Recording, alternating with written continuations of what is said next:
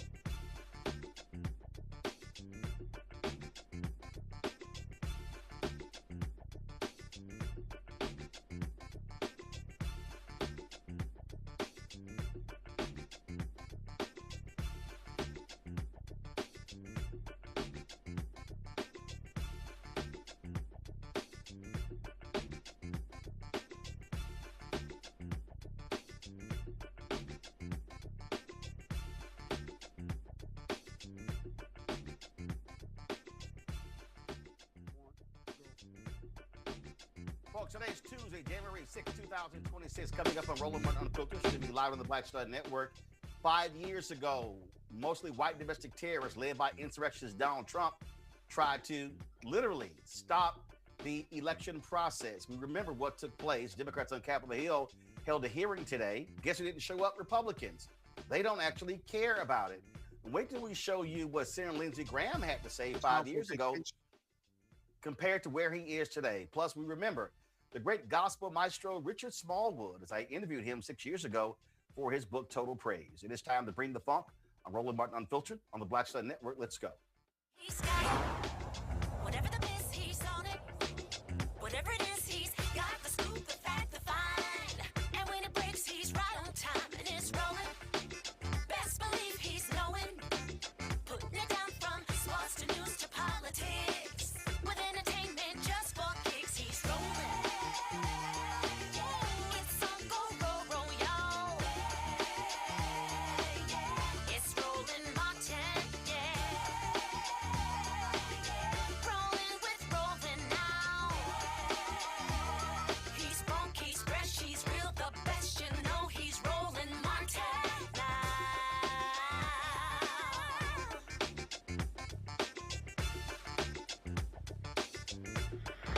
Martin.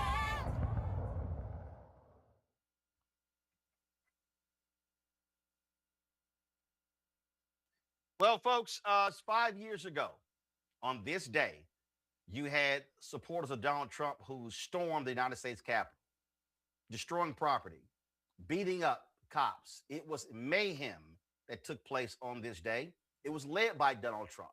They wanted to actually string up his own vice president. Donald Trump did nothing about it. He sat in the White House, watched it happening, and frankly was happy to see it. Unfortunately, this country put those people back in office. They're sitting in the White House. A lot of those Republicans still in Congress today. And so we remember what took place on January 5th. And so many MAGA conservatives, they just go, oh, why are y'all making a big deal out of this? As if we did not see with our own eyes what these thugs were actually trying to do. Angry because their little G God lost the election. Joining us right now is Congresswoman Norma Torres of California, who was there on this day. And we remember again, there's a lot of stuff we're going to be showing you, including testimony on Capitol Hill today. Congresswoman Torres, how you doing? Congresswoman, can you hear me?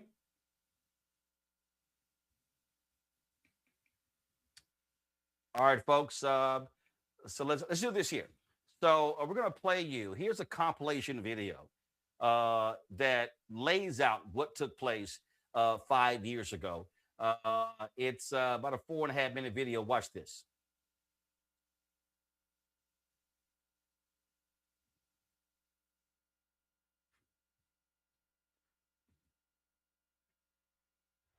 We will never give up. We will never concede. It doesn't happen. You don't concede when there's theft involved. And after this, we're going to walk down, and I'll be there with you. We're going to walk down to the Capitol, because you'll never take back our country with weakness. You have to show strength, and you have to be strong. 350, it does look like we're going to have an ad hoc march stepping off here. There's a crowd surge heading east. Mike Pence, I hope you're going to stand up for the good of our Constitution and for the good of our country. And if you're not, I'm going to be very disappointed in you. I will tell you right now.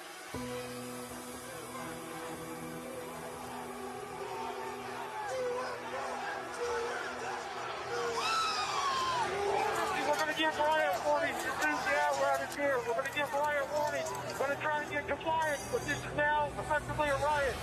49 hours declaring it a riot. 5 to 50, be advised. They're trying to breach and get to the Capitol. Hold the line! Hold the line! Hold the line!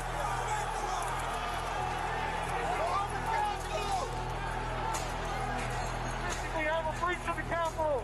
Breach of the Capitol to the upper level. Mike Pence didn't have the courage to do what should have been done to protect our country and our Constitution. Bring out Pence. Bring out Pence. Bring out Pence.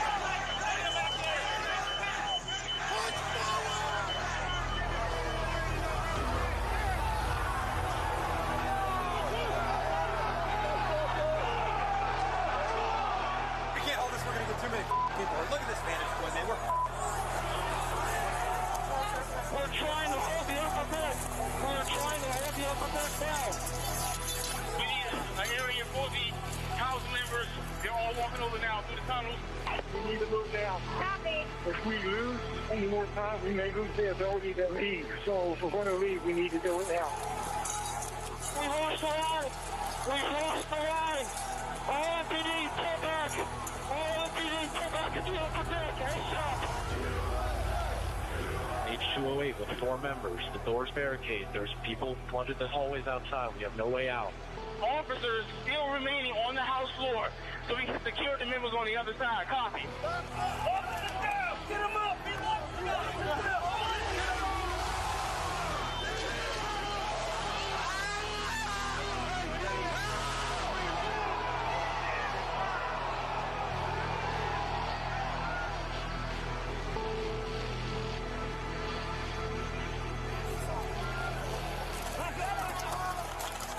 And if I win, I will be looking very, very strongly about pardons.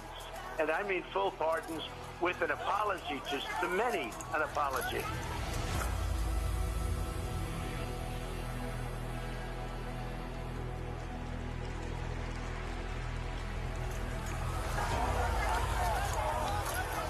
They were peaceful people. These were great people. The crowd was unbelievable. And I mentioned the word love, the love in the air. I've never seen anything like it.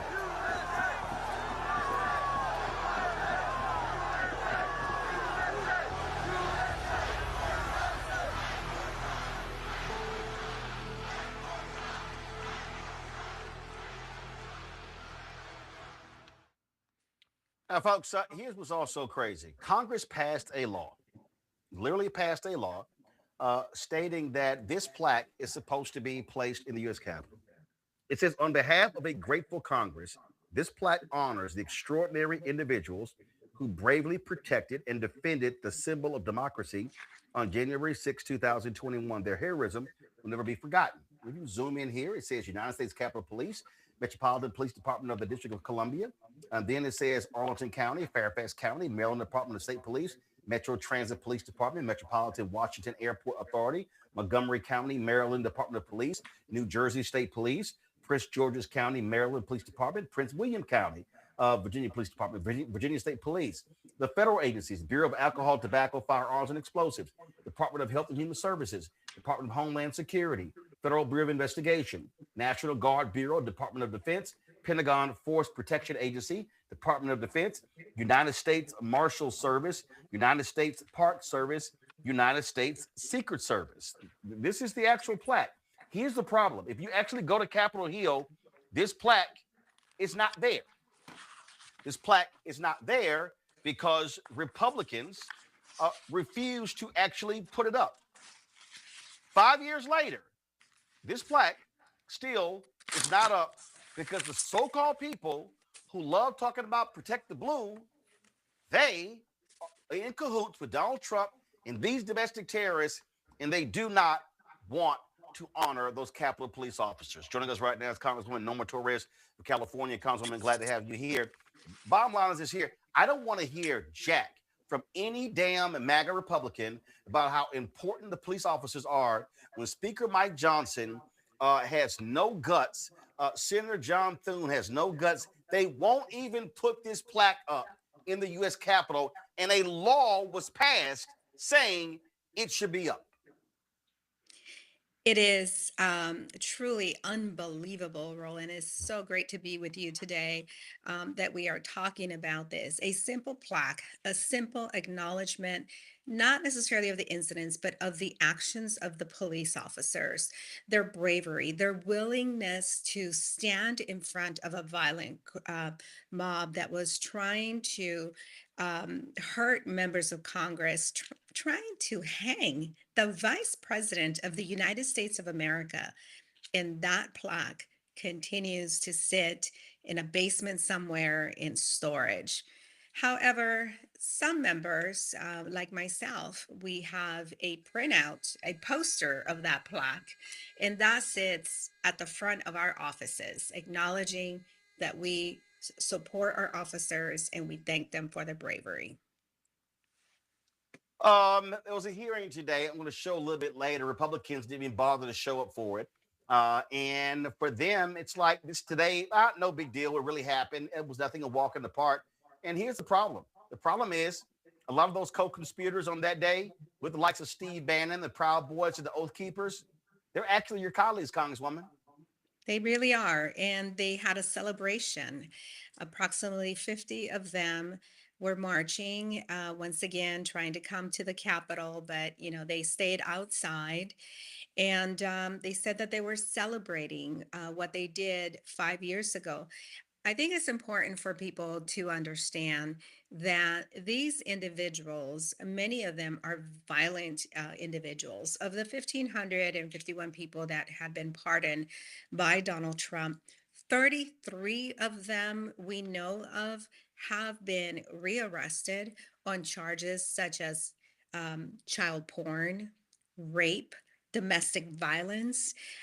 So these are not the best of the best.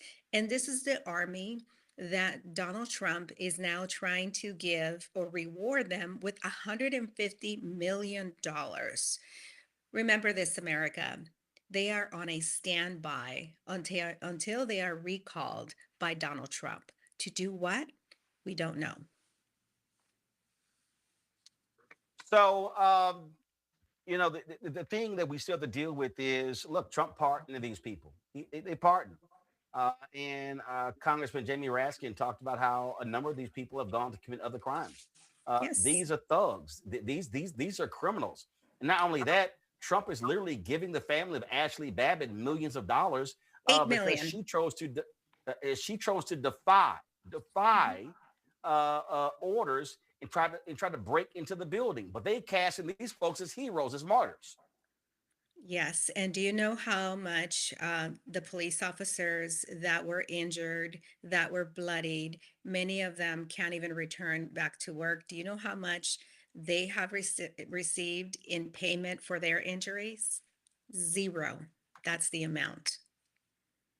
Well, that's what we're dealing with. And unfortunately, again, for the Republicans today, it's no big deal to them. It was just simply a bump in the log. And unfortunately, the people who tried to overthrow the government that day, overturn the election results, the problem is they're the ones now in charge.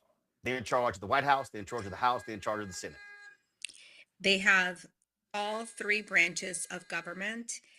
And because of that, and because Republicans in Congress do not have the backbone to stand up to the bully in the White House, we are not able to block any of the actions, including bombing Venezuela, Nigeria, and God knows, is Greenland next? I mean, this is what this president is talking about, and Republicans cannot seem to muster the courage to stop him. We can stop him if we work together and pass bills to stop him.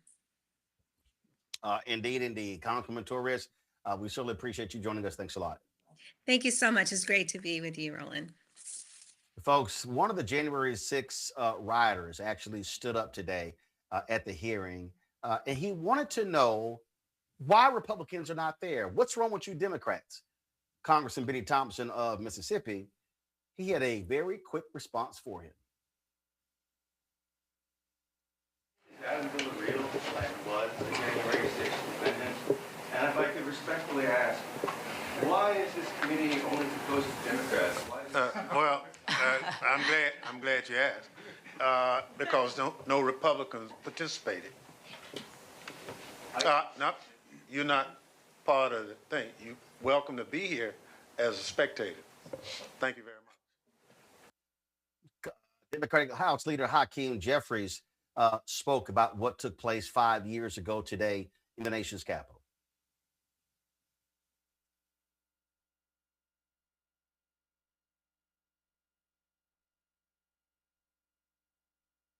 Stretch. All right, folks, we're trying to get that Hakeem Jeffries video ready for you. Again, this is a day that will go down in infamy in this country. But for Republicans, hey, it was simply Act 1. They're now engaged in Act 2. Their whole goal, as we said, was to completely overturn the results. Donald Trump continues to lie repeatedly about the election result. He still complains. He still whines and complains. And oh my God, oh, how it was just so awful. He's lying about voter fraud over and over and over again. And so it's clear that these Republicans don't care. And then what did? They went on to change any number of laws after the fact. And so, and again, when you look at all these different reports about what took place on January 6th, here was something that Jeffries actually shared on his Twitter account about January 6th. On January 6th. Breaking news tonight, the deadly siege on Congress. Images not seen in modern American history. Democrats, Republicans. Unacceptable, undemocratic, and un-American. The entire nation understood exactly what we were looking at. An attack on American democracy. We have a breach of the Capitol! Breach of the Capitol! There were investigations. The select committee to investigate. Convictions. Facing sentencing in Washington today. Justice. But Donald Trump didn't just excuse the violence. He celebrated it. That was a day of love. He put criminals back on the street. Approximately 1,500 for a pardon. Some of them went on to continue terrorizing law enforcement, even committing crimes against children. Full pardon. And Republicans in Congress have gone along with all of them. Oh, I have been betrayed by my country. They've deliberately weakened the law enforcement agencies tasked with protecting our democracy. They've made their beliefs clear. That violence in service of Trump is above the law. You would actually think it was a normal tourist visit. On January 6th, Donald Trump tried to overthrow the government. I'll be there with you. We're going to walk down to the Capitol. Republicans in Congress helped him do Of course, it. I talked to the president. I talked to him that day. They may normalize political violence, but we won't let it happen again. Now, what's also crazy to me, what's crazy to me, is you know you watch these nutcases. You watch how they responded, and you saw that fool. You saw how that idiot Donald Trump, how he responded. Convenience. But I'm when you sorry want for to the see reason. what a real person looks like, delayed. a person who became president, was president-elect. Remember, this is how the president-elect Joe Biden responded on that particular day 5 years ago. Not just an inconvenience, but I'm sorry for the reason I've delayed coming out to speak to you. I initially was going to talk about the economy, but all of you have been watching what I've been watching. At this hour, our democracy is under unprecedented assault, unlike anything we've seen in modern times. An assault on the citadel of liberty, the Capitol itself. An assault on the people's representatives and the Capitol Hill police, sworn to protect them, and the public servants who work at the heart of our republic. An assault on the rule of law like few times we've ever seen it. An assault on the most sacred of American undertakings, the doing of the people's business. Let me be very clear. The scenes of chaos at the Capitol do not reflect a true America, do not represent who we are. What we're seeing are a small number of extremists dedicated to lawlessness. This is not dissent. It's disorder. It's chaos. It borders on sedition. And it must end now. Folks, that was just some of what President-elect Joe Biden had to say at that particular time. This is Democratic leader Hakeem Jeffries today.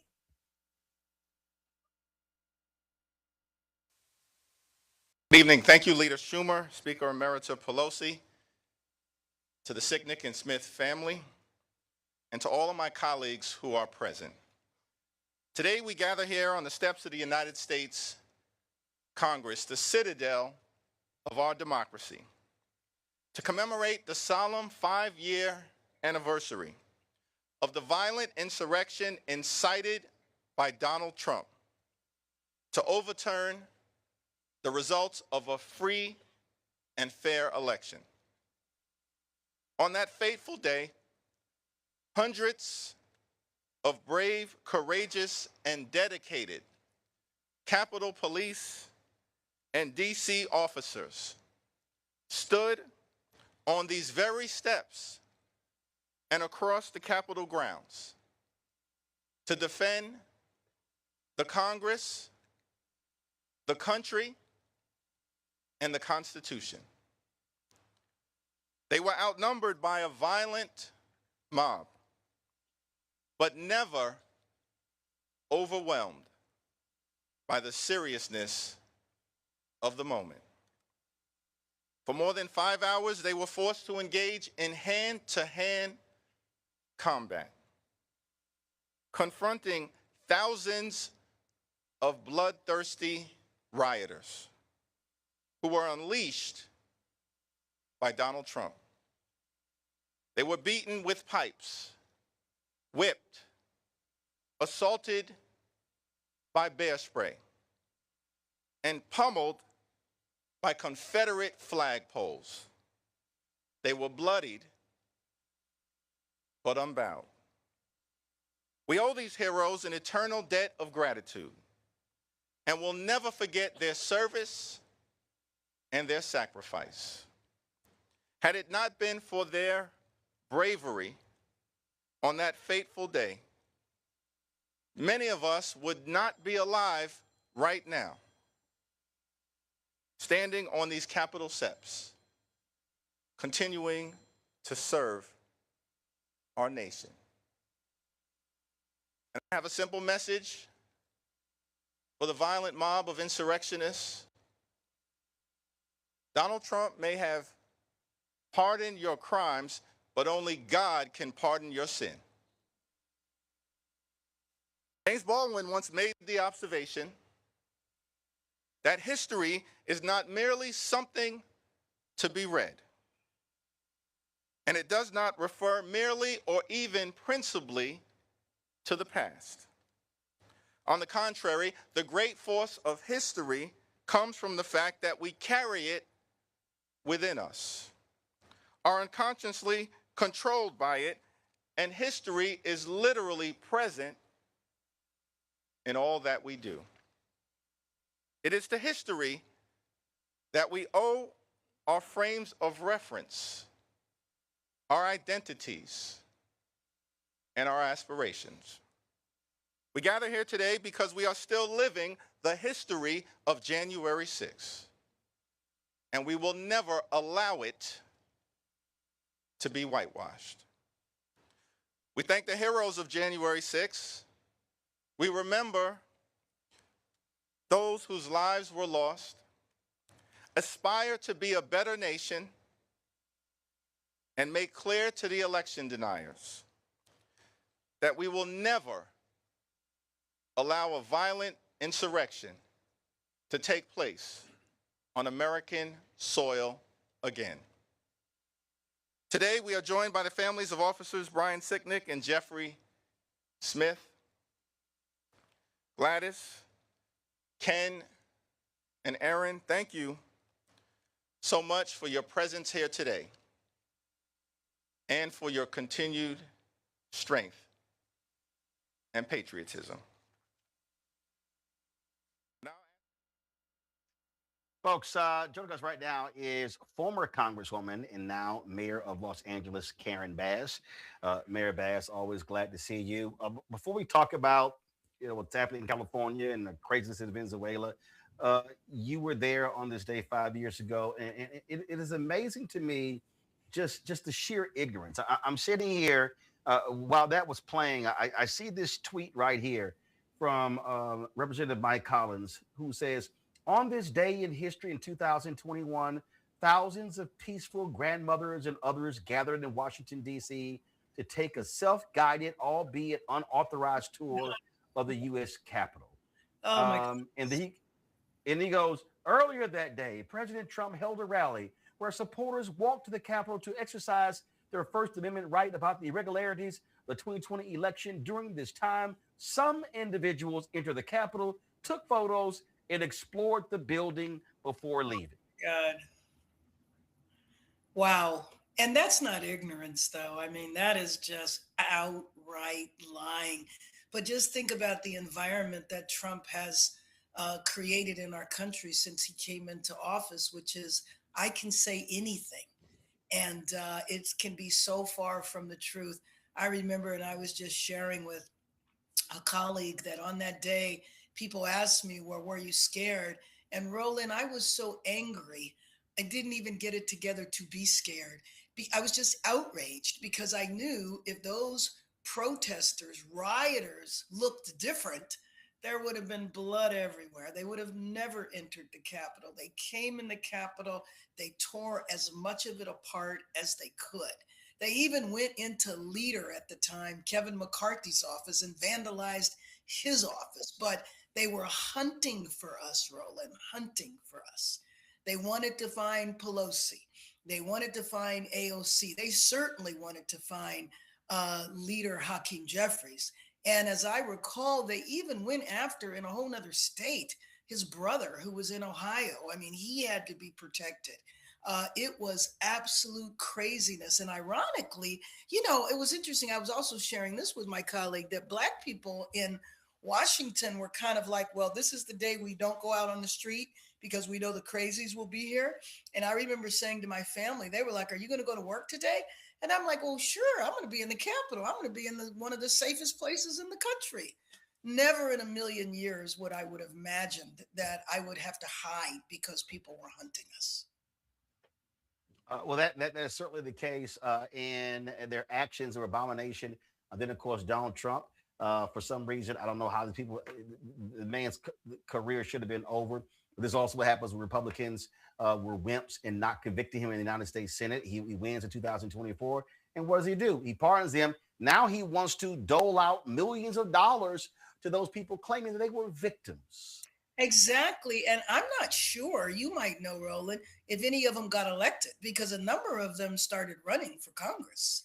And the idea, and again, you just imagine Black Lives Matter, the protests that happened around George Floyd. Oh my goodness, they would have never made it in. And I was very fortunate because I happened to walk down the hall and I was probably about 5 to 10 minutes ahead of them. They were just beginning to, to tear down the stage and to get violent. But again, I still didn't think that they would be able to enter the building. Well, and of course, what's unfortunate is that they had co-conspirators on that day. They were serving in the House, serving in the Senate, and unfortunately, they're still there.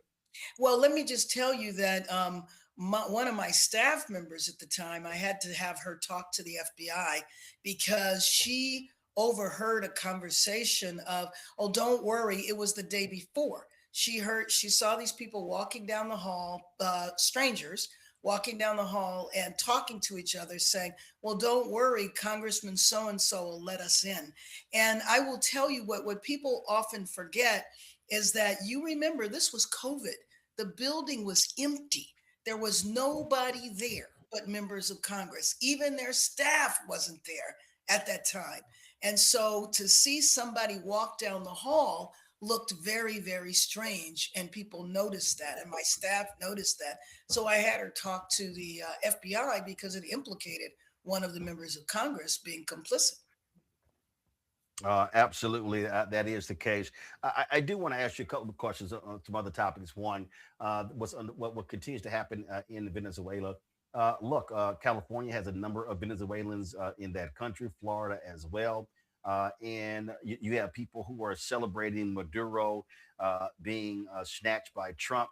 But we also know through history what happens when America starts trying to run other countries.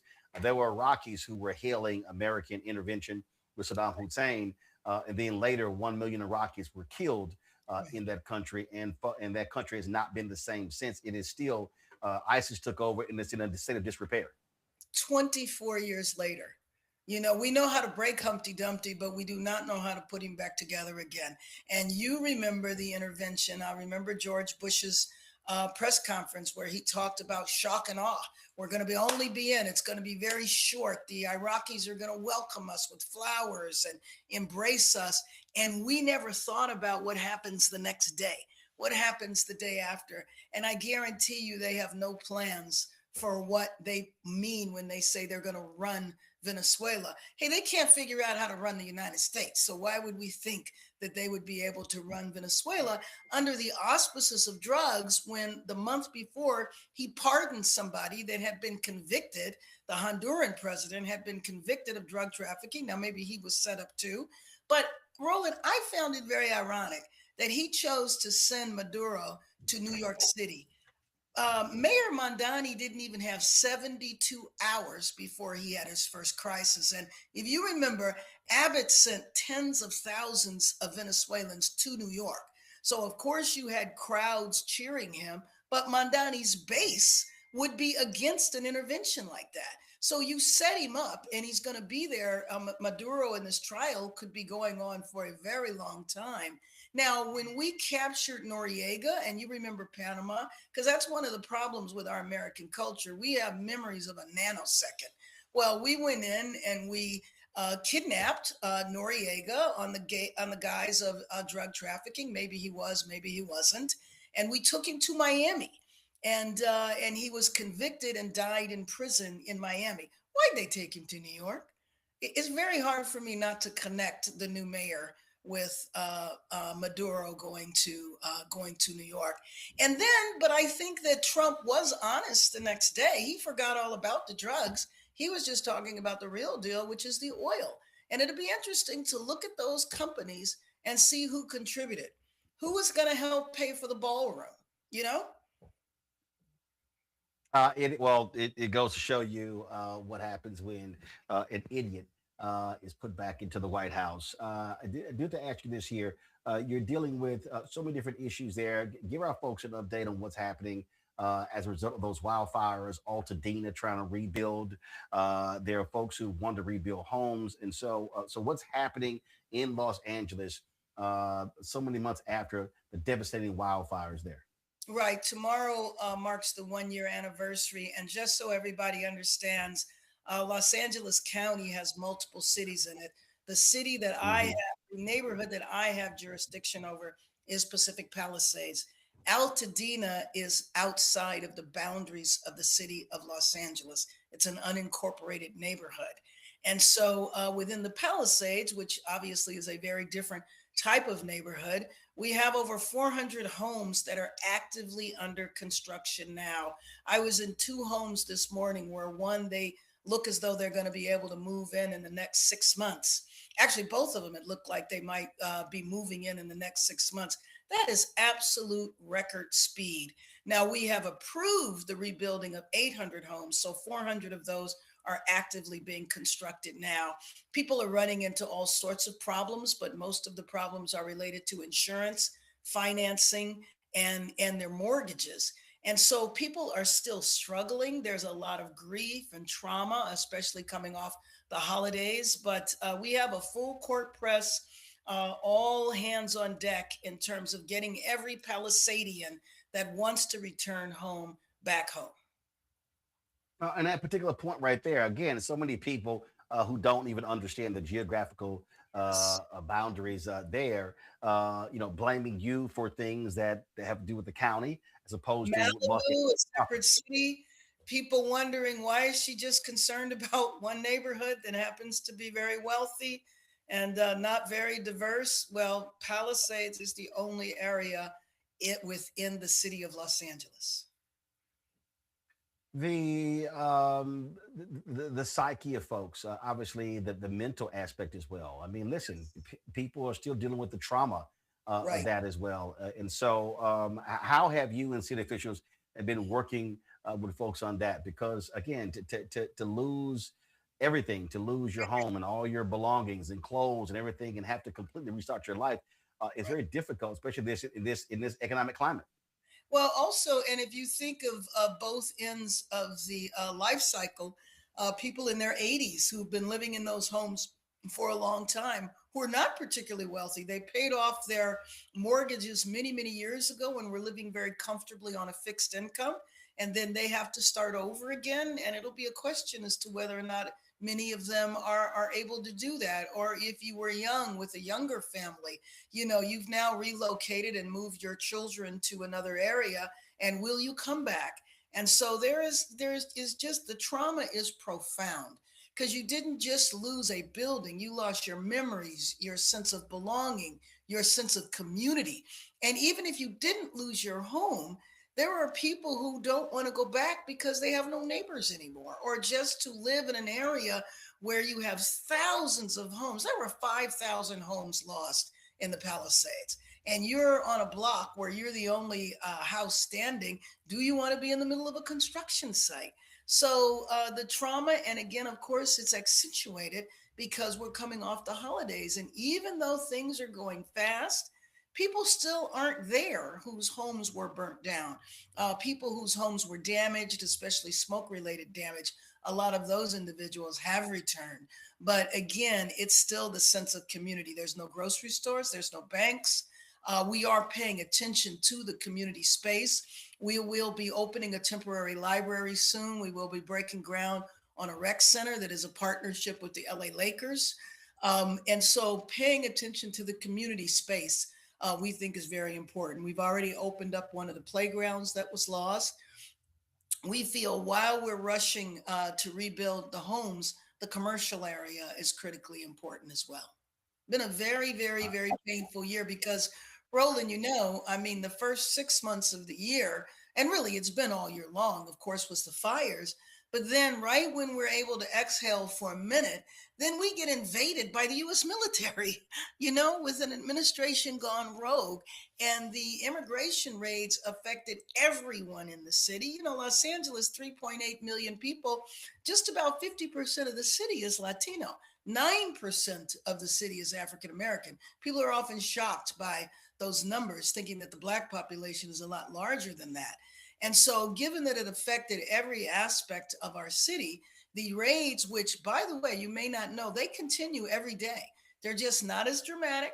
It's not necessarily as many of them, but there's still, Border Patrol and ICE roaming the cities, snatching people out of car washes, off of lawns, doing landscaping, and chasing people in Home Depot parking lots. Indeed. So we hope the folks there get all the help that they need when it comes to rebuilding. And so we appreciate you joining. We're very excited. Can I give you some good news? We're very excited about 2026. We have the All-Star basketball game in February. We have the U.S. Open for golf for women in May. And then we have 8 games of the World Cup in June. So yes, we are a city that was very traumatized in 2025, but we are regrouping and focused on all of the wonderful events in 2026. Well, I'll be there. I'll be in Los Angeles for the NBA All-Star Game weekend. So definitely looking forward to that. And then that 2 weeks later, because the NAACP Image Awards are there, and so hopefully we get nominated again. So I will see you at festivities there in Los Angeles, Mayor. I look forward to it. Thank you, Roland. I appreciate it. Thanks a lot. Folks, got to go to break. We come back. We'll continue talking with our panel. Also, show you some outrageous. Wait till we show you Lindsey Graham. Now, he's been kissing Trump's ass, multiple times over the last several years. But wait till we show you what he said 5 years ago. It's amazing how they act like video doesn't exist. Oh, Charlie Kirk. What did he also have to say about those rioters? I'm going to show you right here on Roland Martin Unfiltered on the Black Star Network. Next on the Black Table with me, Greg Carr. America is being reshaped in real time by a group of 6 people, unelected and without any checks and balances. By the end of the current Supreme Court session, education, the workplace, who gets to elect our leaders, and so much more could radically change. This week, we reconvene our legal roundtable and look at what the new America may look like and how we should respond. That's next on the Black Table, right here on the Black Star Network. This week on the other side of change. Book bans, anti-intellectualism, and Trump's continued war on wisdom. This is a coordinated backlash to progress. At the end of the day, conservatives realized that they couldn't win a debate on facts. They started using our language against us, right? Remember when we were all woke and the woke movement and all that kind of stuff? Now everything is anti-woke, right? When we were talking about including diversity, equity, inclusion, and higher education, now it's anti-DEI. All this are efforts to suppress the truth because truth empowers people. You're watching The Other Side of Change only on the Black Star Network.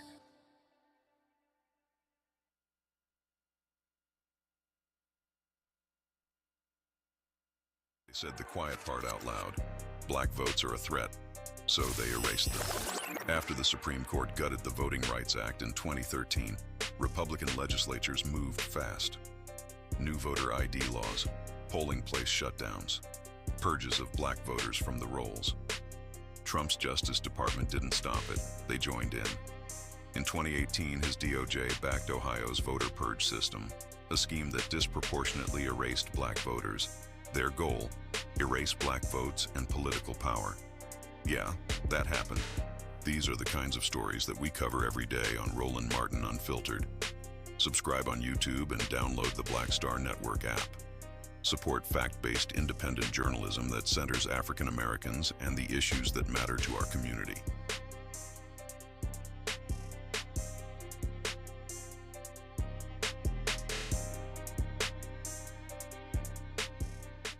I'm Tasha Cobbs, and you are watching Roland Martin Unfiltered. But I need a little filter. I need something. Blow me out. Make me look 35. So Mitch McConnell said that we are not going to tolerate criminal behavior. I completely and totally agree. I think that all the people that came into Congress today that broke the law, they should be held to the highest level of criminal prosecution. No, that was the late Charlie Kirk remarking about January 5th, 5 years ago. But it's amazing how they then all supported the pardoning of these same people. Oh, you want to listen to a complete idiot? Here's South Carolina Senator Lindsey Graham, who has kissed more Trump ass than Melania Trump. This is him on the floor of the United States Senate saying how he was just done. He was just done with Donald Trump. Trump and we've had a hell of a journey. I hate it being this way. Oh my God, I hate it. From my point of view, he's been a consequential president. But today, first thing you'll see. All I can say is count me out. Enough is enough. I've tried to be helpful. But when the Wisconsin Supreme Court ruled 4-3 that they didn't violate the Constitution of Wisconsin, I agree with the 3, but I accept the 4. If Al Gore can accept 5-4, he's not president. I can accept Wisconsin 4-3. Pennsylvania, it went to the Second Circuit. So much for all the judges being in Trump's pocket. They said, no, you're wrong. I accept the Pennsylvania Second Circuit that Trump's lawsuit wasn't right. Georgia, they said the Secretary of State took the law in his own hands. He changed the election laws unlawfully. A federal judge said, no, I accept the federal judge even though I don't agree with it. Fraud. They said there's 66,000 people in Georgia under 18 voted. How many people believe that? I asked, give me 10. I hadn't had one. They said 8,000 felons in prison in Arizona voted. Give me 10. I hadn't gotten one. Does that say there's problems in every election? I don't buy this. Enough's enough. We got to end it. Kiss Trump's ass. Mustafa Santiago Ali, former senior advisor for environmental justice at the EPA, joins us right now. Joe Richardson, civil rights attorney out of LA, joins us as well. Mustafa, what's crazy to me is these people, again, they act like today just didn't exist. They act like, I mean, matter of fact, Senator Alex Padilla of California tried to offer a resolution. I'm going to see if I can pull his tweet up here. And again, it goes to show you how deranged, crazy, these people are truly nutcases. I mean, 100% nutcases and liars. Padilla said he tried to offer a resolution condemning January 5th and supporting the U.S. Capitol Police, and the Republicans blocked it. You know, one time Bob Marley said, you will never find justice in a world where criminals set the rules. And we're starting to see that play out in so many different instances where individuals know what the right thing is to do, but they continue to not do it. They continue to bend the knee to the current president. They continue to actually lift up individuals who have caused so much harm. They've scarred America on January the 6th. And then after that, they've continued to open the wound up again and again by not doing the right thing. They allow the radicalization of individuals through these conspiracy theories, through disinformation and misinformation. And then they continue to say that they love America, but they don't do anything to prove that they love America because, you know, it was once said that love does not come with zip ties, and love doesn't come with chance of death, and love does not come with folks climbing walls to silence votes. And we see all of that playing out.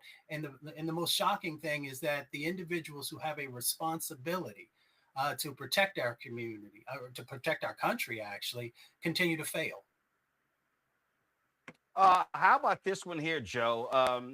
These dumbasses at the White House put out their own timeline of January 6th.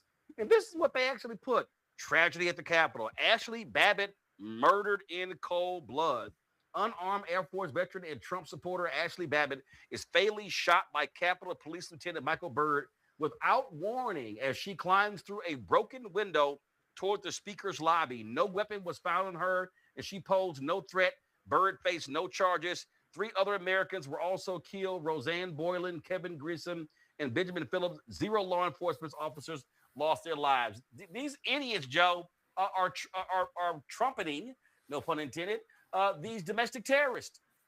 Yeah, and they're continuing to advance this narrative that it happened other than somehow other than what was actually seen. This is not what was told. This is not secondhand. We all watched it in real time. And the idea that they actually get to reshape the narrative on something we all saw, like there's nothing to see here, like your eyes were actually fooling you. You weren't seeing what you were actually seeing, is absolutely. So Byrd was in charge because there was a threat and enough where that person acted appropriately under the circumstances. Law enforcement acted appropriately under the circumstances. It's interesting how this irony that they flipped so heavily. I don't understand how they can possibly be purport to be even pro law enforcement at this point. On a situation like that, where now the law enforcement person was the person that overreacted and did too much, kind of like the shoes on the other foot. I've heard this once or twice before. And the other thing, like Mayor Bass was saying, it's really interesting. If these folks were a certain color, I remember talking to my daughter about it, and she laughed, because if you don't laugh, you cry. And I'm like, you got all these folks climbing up this thing like they're Spider-Man. If we had done that, listen, if black folk had done that, they would have been splattering us right then and shooting us and getting for points and not even stopping for lunch. And nobody would have thought twice about it. It was amazing to me to watch what was going on in real time, but it's all the more amazing that the lie continues and continues to be perpetuated now. Oh yeah. I mean, these people are nutcases, and when you look at their comments, it goes to show you, and just how ridiculous they are. I mean, this is paid by taxpayers, Mustafa. This is what the White House put out. Look at this here: 01/06/2021. Want to know the truth? And you got this menacing photo of all of these Democrats on here. These people are sick and demented. I have no respect for these people. They are pathetic. And this is what happens also when you sit at home and you don't vote. You put these idiots back in charge of the entire government. Yeah, that part. As my niece always says, this is also about power and privilege, right? It is about being able to rewrite narratives. And that's what they continue to do. We see it in so many different contexts. But, for there actually to be all this video footage, individuals who came up and testified, even folks who are actually there as a part of the insurrection, who found, I don't know what they found. We'll say that they found their soul, and actually said that they were wrong for being there, and sharing their story. But you still have these individuals who now try and create these false narratives, and they believe that they can do it because they feel that they have power. They think that they're going to stay in power and hold on to power. And again, what they did, Joe, after the election, after the 2020 election in all these states, and then we saw 2024, 45 states, they began to change the laws curtailing voting rights.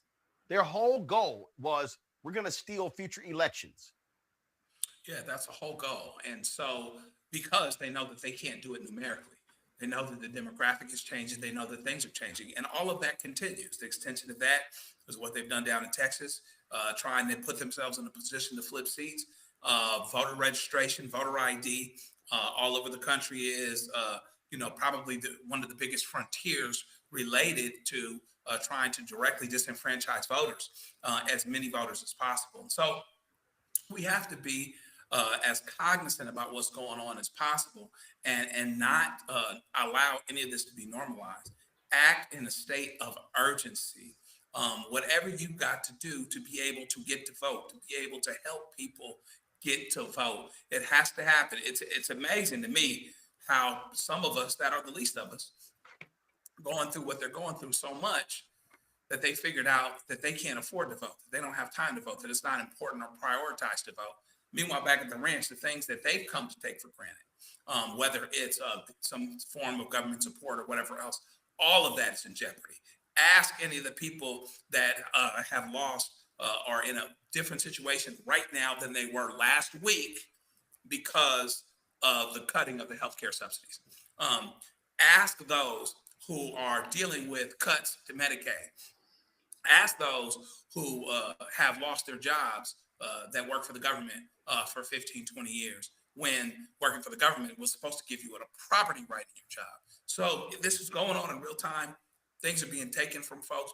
Things are being taken from regular folks, day by day. But the regular folks really have to stand up. And the way they need to stand up, all of us need to stand up, is vote like there's no tomorrow, because the way that it's going, there might not be. Well, this is what these fools have on the White House website regarding Mike Pence, betrayal of the president. Mike Pence refuses to act. And they go, look at this here. Vice President Mike Pence, who had the opportunity to return disputed electoral slates to state legislatures for review and decertification under the United States Constitution, chooses not to exercise that power in an act of cowardice and sabotage. Instead, Pence presided over the certification of contested electors, undermining President Trump's efforts to address documented fraud and ending any chance to correct the election steal. Y'all, this is literally on the White House website that these dumbasses put out. I told y'all, go ahead. I was going to say, it's the whitewashing of history in America. And, you know, this is what happens when you give up your power. Your power is tied to your vote. And when you didn't vote, you gave these folks the opportunity to be able to do these types of things.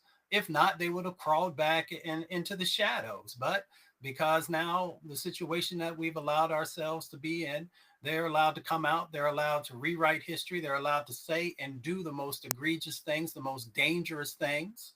And that's what we're dealing with in this moment. So I hope that this is, unfortunately, we have to go through this here for a little while, but I hope this is also a lesson to folks about the importance of voting, but not just to play with democracy, right? So many folks don't really understand that democracy is a verb. It is action that you have to continually do. And when you're not doing that, others have their own strategy. They have their own sets of priorities, and they are going to take advantage of that.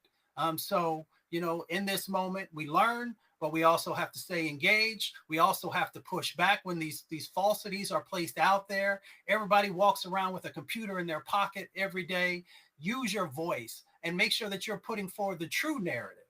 When you don't do that, you give fertile ground to those who would tell lies and plant disinformation and misinformation. Jamie Harrison, former chair of the Democrat National Committee, shared this video today on his social media feeds.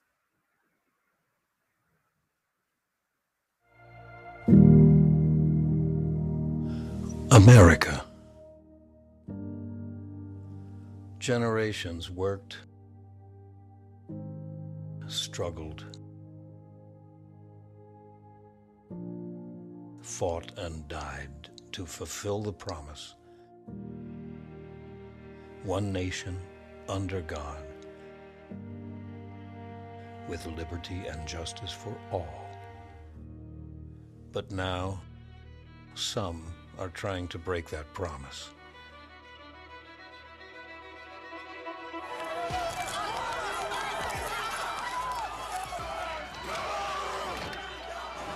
They want to take away American rights just to regain power. They want to overturn free and fair elections. Republican lawmakers are working to make it harder for millions of Americans to vote. They want to deny a woman's right to control her own body. Roughly half the states are certain or very likely to make abortion illegal. They defend terrorists as peaceful protesters. By and large, it was peaceful protests. They call cop killers patriots. And while they pretend to be tough on crime, they vote against funding the police. You voted against that package, against that $350 billion, just like every other Republican in the House and Senate. It's you and the Republicans who are defunding the police. Some even promote executing their political opponents. She repeatedly indicated support for executing prominent Democrats, including Speaker Nancy Pelosi. Congressman Paul Gosar posted a video that depicted him killing Congresswoman Alexandria Ocasio-Cortez. Republican extremists now, they've effectively taken control of Republican leader Kevin McCarthy. And if Republicans win back power, those who embrace intolerance, undermine democracy, and support violence, they'll be in charge of their America.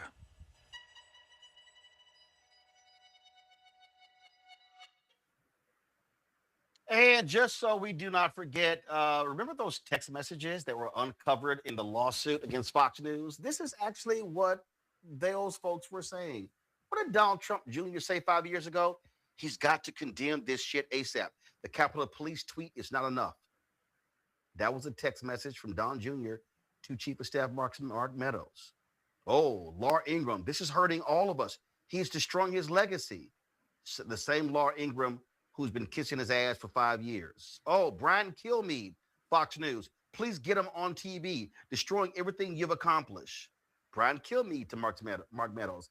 And the biggest Trump ass kisser in all, and that's a very tough list to make because there's so many people. Sean Hannity, can he make a statement? Ask people to leave the Capitol. Yeah, that's all their legacies as well. Folks, speaking of legacy, got to go to a break. We come back. We're going to talk about the first civil rights museum in the North. Mark Morial, President of the National Urban League, will join us. Talk about that next right here. Roland Martin Unfiltered, the Black Star Network. Don't forget, support the work that we do. Join our Bring the Funk fan club. Listen, our goal is to get 20,000 of our supporters to contribute on average $50 each a year, which will raise $1 million to offset the cost to do this show, but also the network. Remember, it's this show and it's the other shows that we have. We got new shows coming down the pipeline. We got a new daily show starting in 3 weeks. We got a new health show starting as well. And so all these, so you want to support our work, you want to contribute via Cash App, use the Stripe QR code. You see it right here on the screen, the Stripe QR code. You can also use that QR code for credit cards as well. PayPal is R Martin Unfiltered. Venmo is RM Unfiltered. Zelle is Roland at RolandSMartin.com. Roland at RolandMartinUnfiltered.com. Checks and money order to make it payable to Roland Martin Unfiltered, P.O. Box 57196, Washington, D.C. 20037-0196. That's checks and money orders. Folks, I'll be right back. This week on the other side of change. Book bans, anti-intellectualism, and Trump's continued war on wisdom. This is a coordinated backlash to progress. At the end of the day, conservatives realized that they couldn't win a debate on facts. They started using our language against us, right? Remember when we were all woke and the woke movement and all that kind of stuff? Now everything is anti-woke, right? When we were talking about including diversity, equity, inclusion, and higher education, now it's anti-DEI. All this are efforts to suppress the truth because truth empowers people. You're watching The Other Side of Change only on the Black Star Network. Michael McMillan, President and CEO of the Urban League of Metropolitan St. Louis, and you are watching Roland Martin Unfiltered.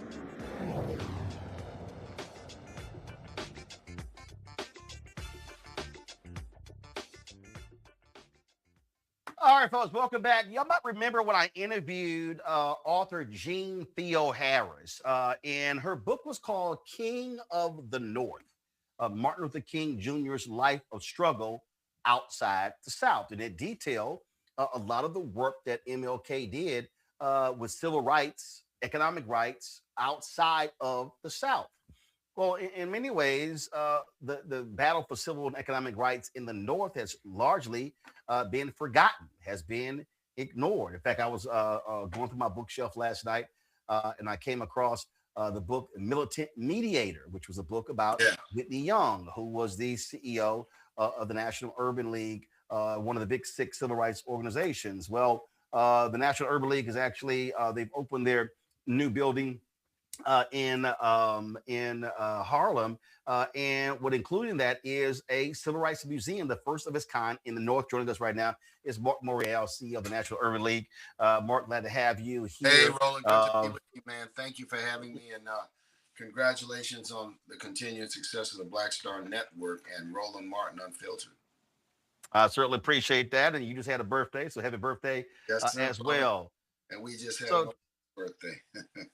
so tell us about this Northern Museum. I mean, when you think about civil rights museums, yeah, they're literally all across the South, but there's a long history of the fight for civil rights in the North. So, Roland, thanks for the opportunity. Well, first of all, we have just opened the Urban League Empowerment Center in Harlem on 125th Street. It's a 17-story mixed-use building, which includes the National Urban League's national headquarters. Next fall, we will open another component of the building, which will be the Urban Civil Rights Museum in Harlem. That's the official name of it, the Urban Civil Rights Museum in Harlem.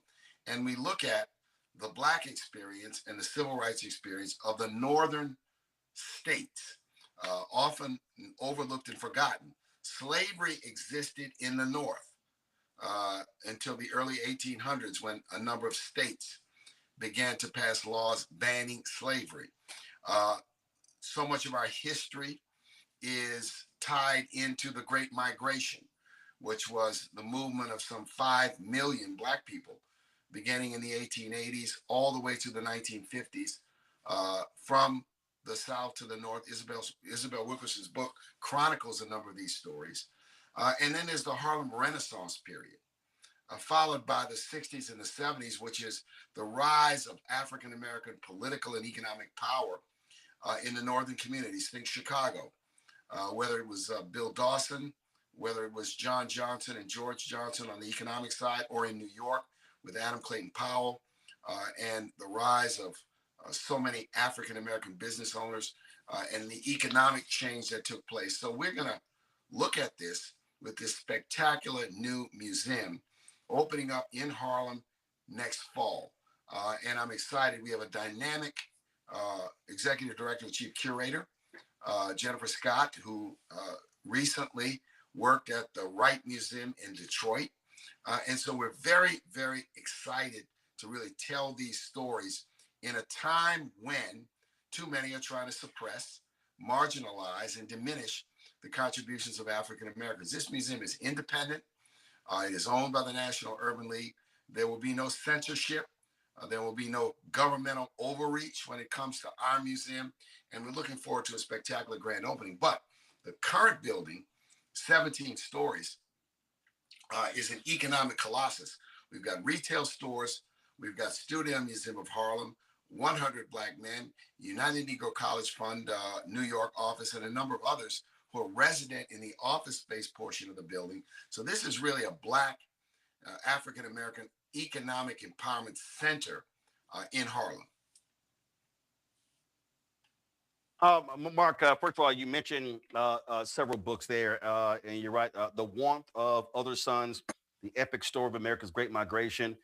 Isabella Wilkerson, of course, that won the Pulitzer Prize. And so, yeah, trust me, I got a ton of books here. And I mentioned this book. This is Dennis C. Dickerson's book about one of your predecessor, Whitney M. Young Jr., was called Militant Mediator. Yes. And so when you talk about this history, you talk about what happened. Again, a lot of people, if they read about I got the biography of Adam Clayton Powell, the battle that was happening in Harlem, in New York City. Right. If you read Unbossed, Shirley Chisholm's book, she talks about what took place in New York City and Brooklyn, in those 5 boroughs as well. And so then we start talking about, again, you can William Trotter, what he was involved with, battling in Boston as well. And so there's so many examples of story that people just don't know about. And, Roland, I think the other thing is, from a contemporary perspective, the NAACP, NAACP, the National Urban League, and the United Negro College Fund were historically headquartered in New York City. Now, we remain in New York City. Of course, NAACP is now headquartered in Baltimore, United Negro College Funds in Washington, D.C.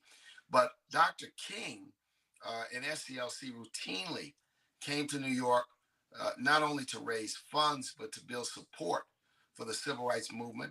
And many of the meetings, the central meetings that took place to organize the March on Washington, took place in New York and took place at the National Urban League's headquarters.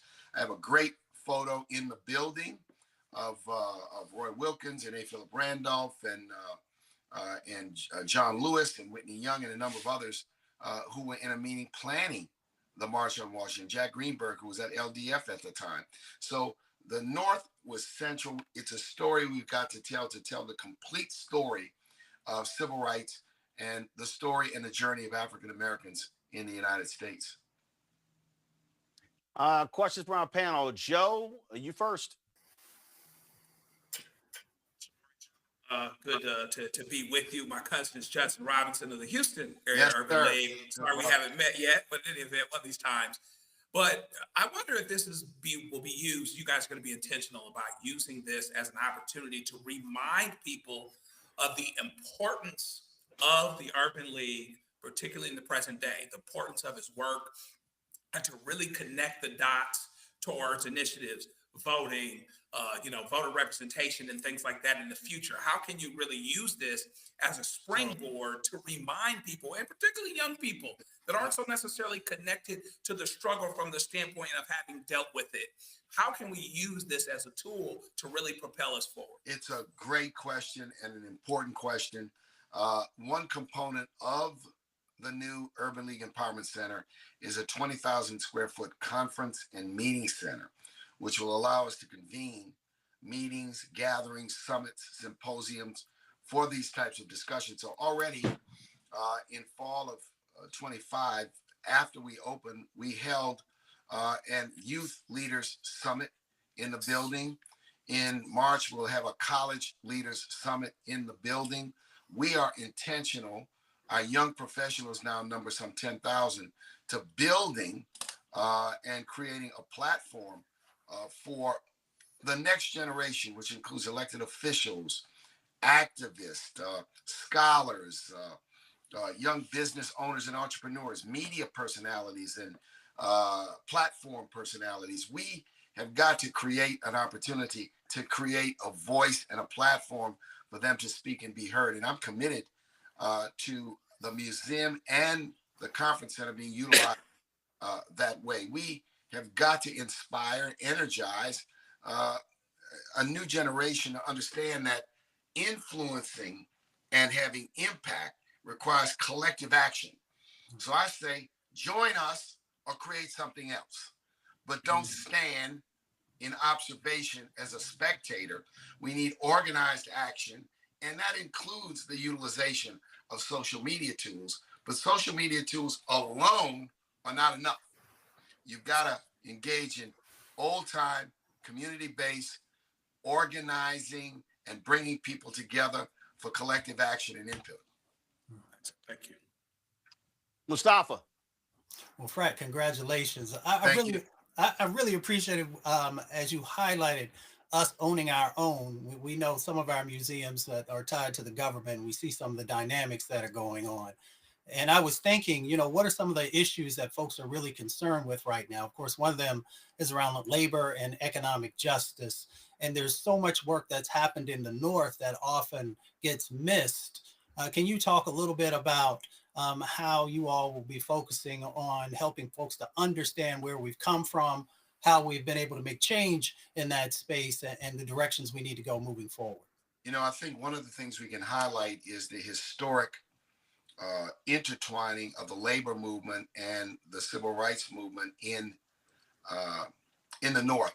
One thing that's very interesting, Roland, I don't know if you've seen the book on Charles Diggs, the legendary congressman from Detroit, but Detroit was a place in the North where there was a strong labor, Black political coalition that not only elected people to office, but impacted public policy, particularly in the state of Michigan, around the automobile and the manufacturing industry. So we've got to educate people to show people the possibilities. This conversation we are having now about affordability, we've got to make sure that the racial wealth gap and the racial income gap is not missed in this economic conversation that we have. And so I see a museum as a place to learn and explore. So while we'll have a permanent exhibition, we've got a rotating gallery, which will be able to take on topical issues that are much more contemporary. And then we've got space Already, we've got a number of community-based groups, the United Negro College Fund, who've done activations in the space. So I think, you're absolutely right. That is an issue. And it's my hope that, in the present day, with the conversation that's going to be had about affordability, that the issues of Black economic opportunity, Roland, the impact of the attacks on diversity, equity, and inclusion, the spiking of the Black unemployment rate, the fact that too many of our people are stuck in low-wage jobs will bubble to the top. And we've got to push it to the top. And this museum is a way, this conference center is a way to elevate those voices. All right, then. Again, congratulations on the museum, the opening of the new building. To New York, I got to get you on a tour of the building. So we'll look forward to doing that. And I want to find a time when Roland Martin Unfiltered can broadcast from the new Urban League Empowerment Center in Harlem. All right, then. So I guess next time we go to New York City, we got a place to do the show from, huh? You got a place, brother. You got a place. Let me know. All right, Mark, thanks a bunch. God bless. Thank you all. Happy New Year. All right. Folks, going to go to a break. We come back. Headlines, Black Star Network headlines with Brittany Noble right here on Roland Martin Unfiltered. And don't forget, we also got my interview I did 6 years ago with the great gospel maestro, Richard Smallwood. We're going to show you that. We thought that had been lost, but luckily I found it. And we talked about his book, Total Praise, a fascinating conversation as we celebrate his life and legacy. All that's going to be the top of the hour right here on Roland Martin Unfiltered. Back in a moment. Next on the Black Table with me, Greg Carr. America is being reshaped in real time by a group of 6 people, unelected and without any checks and balances. By the end of the current Supreme Court session, education, the workplace, who gets to elect our leaders, and so much more could radically change. This week, we reconvene our legal roundtable and look at what the new America may look like and how we should respond. That's next on the Black Table, right here on the Black Star Network. Said the quiet part out loud. Black votes are a threat, so they erased them. After the Supreme Court gutted the Voting Rights Act in 2013, Republican legislatures moved fast. New voter ID laws, polling place shutdowns, purges of Black voters from the rolls. Trump's Justice Department didn't stop it, they joined in. In 2018, his DOJ backed Ohio's voter purge system, a scheme that disproportionately erased Black voters. Their goal, erase Black votes and political power. Yeah, that happened. These are the kinds of stories that we cover every day on Roland Martin Unfiltered. Subscribe on YouTube and download the Black Star Network app. Support fact-based independent journalism that centers African Americans and the issues that matter to our community.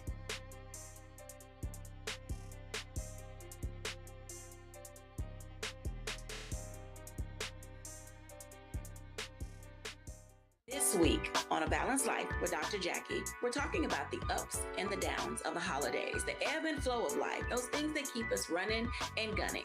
But there comes a time in each of our lives where we need to just sit down, sit back, and relax, giving you a chance to really find out who you are and how you're going to move your life forward. How do I learn? How do I grow from this? And that's where, resilience comes. I'm literally walking this out in real time. It's just giving myself all the grace, all the space, all the permission that I need. We're talking about all of these things this week on A Balanced Life with Dr. Jackie here on Black Star Network. Hatred on the streets, a horrific scene, a white nationalist rally that descended into deadly violence. White people are losing their damn minds. As an angry pro-Trump mob storms the U.S. Capitol, We're about to see the rise of what I call white minority resistance.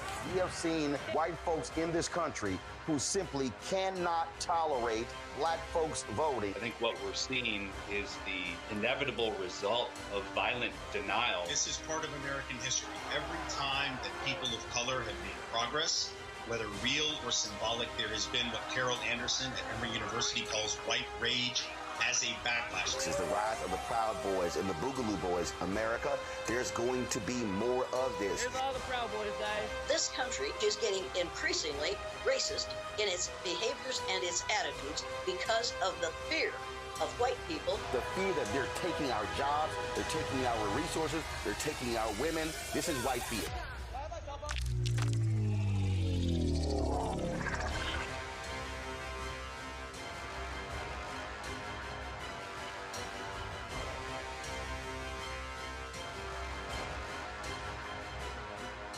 They said the quiet part out loud.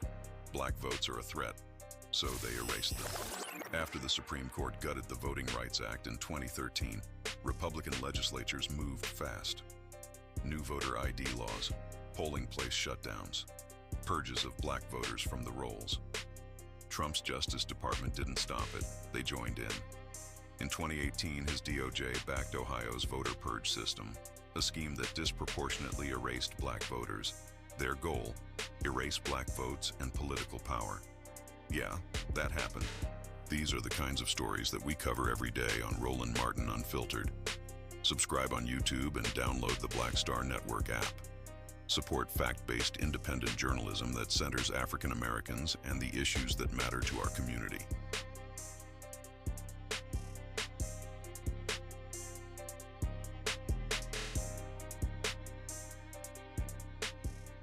Hello, I'm Bishop T.D. Jakes, and you're watching Roland Martin Unfiltered.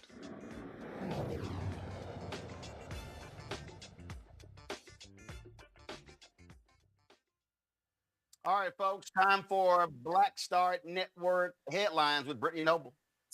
Roland, the Department of Health and Human Services is freezing $10 billion in federal funds.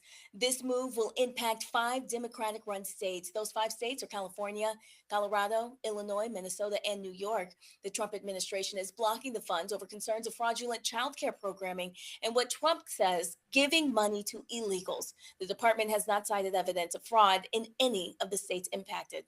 Well, the flu is on the rise in the United States. 45 states are now reporting a surge in cases, and doctors' visits have reached the highest levels in nearly 30 years. So far, about 5,000 people have died from the virus, including 9 kids. This comes as the Trump administration pulls back on advice to get kids vaccinated. 2 countries have announced U.S. citizens can no longer enter into their country. African nations Mali and Burkina Faso are now saying that Americans cannot visit. This comes after the countries were banned by the White House in late December. Officials from both countries say they're matching energy. The U.S. says citizens from those countries can only enter into America if they are lawful permanent residents, existing visa holders, athletes, or diplomats. The travel ban is now at a total of 38 countries. Well, the Department of Homeland Security is pushing back after accusing a Hilton property in Minneapolis of taking part in what it calls a coordinated campaign to refuse service to DHS law enforcement officers. The dispute comes amid ongoing protests at hotels across Minneapolis over their decision to host immigration and customs enforcement agents. Meanwhile, the Trump administration has ordered a new enforcement surge, sending more than 2,100 ICE agents and Homeland Security investigators to the Twin Cities. Officials say the operation is focused on uncovering fraud in the state. Hilton has since clarified that refusing service is not company policy, saying the incident involved a single, independently owned hotel. Roland, back to you.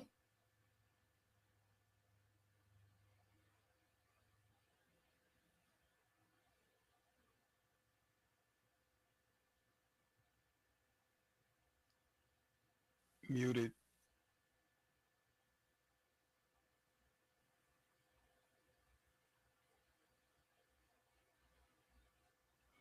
All right, folks. Brittany, still appreciate it. Thanks a lot. Hey, folks, we're gonna go go to break. We come back. We got our shopblackstarnetwork.com segment. Also, we got our interview with the late great Richard Smallwood. A fascinating conversation. Trust me, one you do not want to miss. We'll be right back on Roland Martin Unfiltered. Next on the Black Table with me, Greg Carr. America is being reshaped in real time by a group of 6 people, unelected and without any checks and balances. By the end of the current Supreme Court session, education, the workplace, who gets to elect our leaders, and so much more could radically change. This week, we reconvene our legal roundtable and look at what the new America may look like and how we should respond. That's next on the Black Table, right here on the Black Star Network. Hey, this is Motown recording artist Kim. You are watching Roland Martin Unfiltered. That boy, he always unfiltered though. I ain't never known him to be filtered. Is there another way to experience Roland Martin than to be unfiltered? Of course he's unfiltered. Would you expect anything less? Watch what happens next.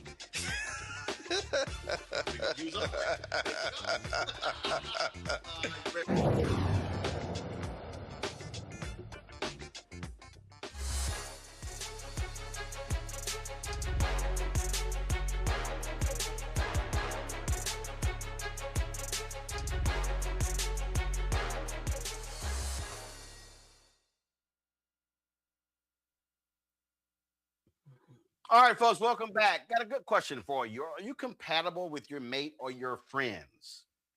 You really think about that for a second. Well, licensed mental health therapist James Harris has developed this unique board game that could help you out. It's called the Cheesy Dates board game, designed to help you, your partner, and your friends better understand whether they need to improve their date ideas. He joins us now from Richmond, Virginia. All right, James, glad to have you here. So walk us through the Cheesy Dates board. Where did this come from?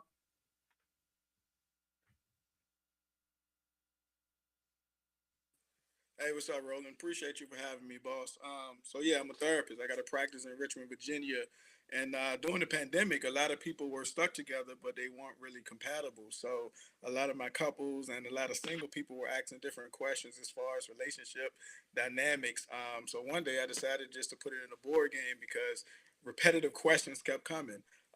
So I just did that. So it comprised of a nice size board, which is about 18 by 18, similar size of the Monopoly board, a couple pawn pieces, 2 dice, as well as 2 card decks. One card deck is comprised of different date ideas because sometimes people run low on spontaneity. You know, you get tired of going to the movies or bowling. And then the other card deck is just lifestyle questions. So questions on finances, intimacy, social issues, and so many tough topics that people tend not to ask until it's too late. Okay, so how does the board game work? So you roll the dice, move around the board. I thought I sent you know, you guys had some examples, but this right here is the board. And then of course the 2 different card decks. So you roll the dice, move around the board. Whatever card you land on is what card you flip. You ask the person directly one-on-one, or you ask the group of people that you're playing with, and everybody chime in with their answers. And if you select a date idea, you'll write that down. Then you guys do it at a later time. Okay. And how long does it take? It depends. From a social aspect of it, you guys can engage pretty much all night. But if you want to play the actual game, it probably takes about an hour or so. But the idea is to create that conversation piece, to exchange dialogue on those topics that I mentioned, whether it's finances or social issues or either lifestyle choices, even political issues. When I created this, you know, of course, Roe v. Wade had just been overturned. So a lot of couples been together didn't know that their partner had those type of ideas or were opposed, you know, so some of the things came up like that as well. So there's a lot of tough topics. You'll know if you want to be with this person or if this person just, you know, y'all on different ends of the spectrum. Gotcha. All right, let's go to my panel with questions. Mustafa, what you got? Yeah, James, this sounds really interesting. I'm curious, you know, sometimes with tough questions, things can get heated. Is there guidance on how to handle these tough conversations? Sure. See me or another therapist. But the idea is not for you guys to be in confrontation or become cantankerous with each other. It's just to explore dialogue and see how we can communicate. And that's pretty much the purpose of the game. If you can't answer these questions directly without the pressure, just think about how much easier it would be as you put it on the game, opposed to just randomly asking your partner about those different topics. All right. Joseph. Interesting. You know, interesting thing that you're doing here. I wonder if, and you talked about COVID, et cetera, is there anything in particular that inspired even your living as as a therapist, because what I was getting ready to ask is there something that inspired on the mental health, particular issue, a particular thing that took place other than COVID that got you on this road pertaining to the game? But I think the best question is, how did you get on the road to being a mental health professional? Was it anything in particular? And how does that connect the dots with what you're doing now? Yes, sir. I definitely like that question. So, first things first, I was a ward of the state when I was younger, which means I was in foster care and group home. So, through resilience, I was able to surpass that. But while being a ward of the state, therapy was mandatory weekly. And it wasn't a pleasant experience because all the therapists were older white women or Asians or something like that. So, it wasn't as relatable. So, it was hard to gain that cohesive experience from therapy. Fast forward, did Army experience, 8 years, 2 deployments, 1 Iraq, 1 Afghanistan.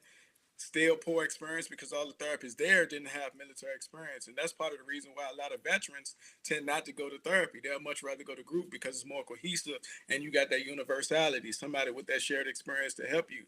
So for me, I just realized, like, you know what, this might be something I got to do. I'm a black man. I've had that experience as an adolescent as well as experience as a veteran. Which led me to also create a movement called Men to Heal, which focuses on men's overall wellness, their mental health, physical health, and of course, their overall emotional health. So yes, I appreciate that question. That's what led me to get in this field and start my practice. Now I have a group practice in Richmond with 5 other black male therapists working alongside of me. We're serving the community. Excellent. Thank you, sir. All right, then. Well, folks, if you want to check out this game, go to shopblackstarnetwork.com. Shopblackstarnetwork.com to check the game out. Again, first of all, now James, what do you recommend breaking this out at parties or in smaller settings? I think it's both. So one-on-one with your partner, you definitely can gauge where they are, but you also can do it as a friendly family get together or your girls' night or just with your frat brothers or whoever you want to do it with. It's very interactive. It's not to create dysfunction. It's to bring y'all closer together, but most importantly, allow y'all to exchange dialogue so y'all can see, hey, we still need to work in this area, or hey, I agree with you or I disagree with you. You know, it's to exchange that dialogue. And also the date ideas, you know, that spontaneity piece will keep your relationship fresh and enhanced. All right, then. Again, folks, cheesy date board game. Shopblackstarnetwork.com. Go to the website right now to check it out. James, we appreciate it, man. Thanks a lot. My man, thank you for having me. All right, folks, going to a break. I'll be right back. Roland Martin Unfiltered on the Black Star Network. Don't forget to support the work that we do. Join our Bring the Funk fan club. You want to contribute via Cash App, use the Stripe QR code. You see it right here on the screen. It's also for credit cards. PayPal is R Martin Unfiltered. Venmo is RM Unfiltered. Zelle, Roland at RolandSMartin.com. Roland at RolandMartinUnfiltered.com. Checks and money orders. Make it payable to Roland Martin Unfiltered. P.O. Box 57196, Washington, D.C. 2003 7-0196. Back in a moment. If in this country right now, you have people get up in the morning and the only thing they can think about is how many people they can hurt, and they got the power, that's the time for mourning.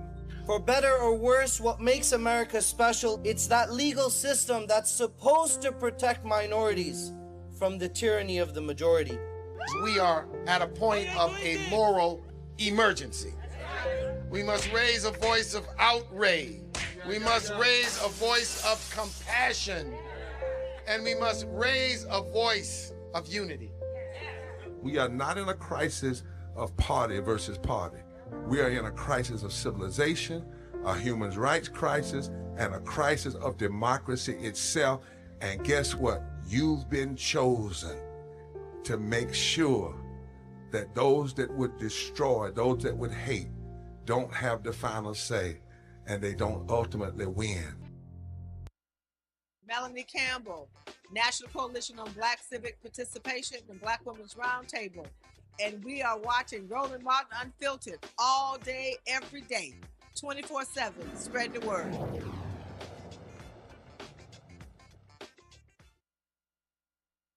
All right, folks, we've been talking about January 5th, what took place, of course, 5 years ago. January 6th, what took place 5 years ago on this day.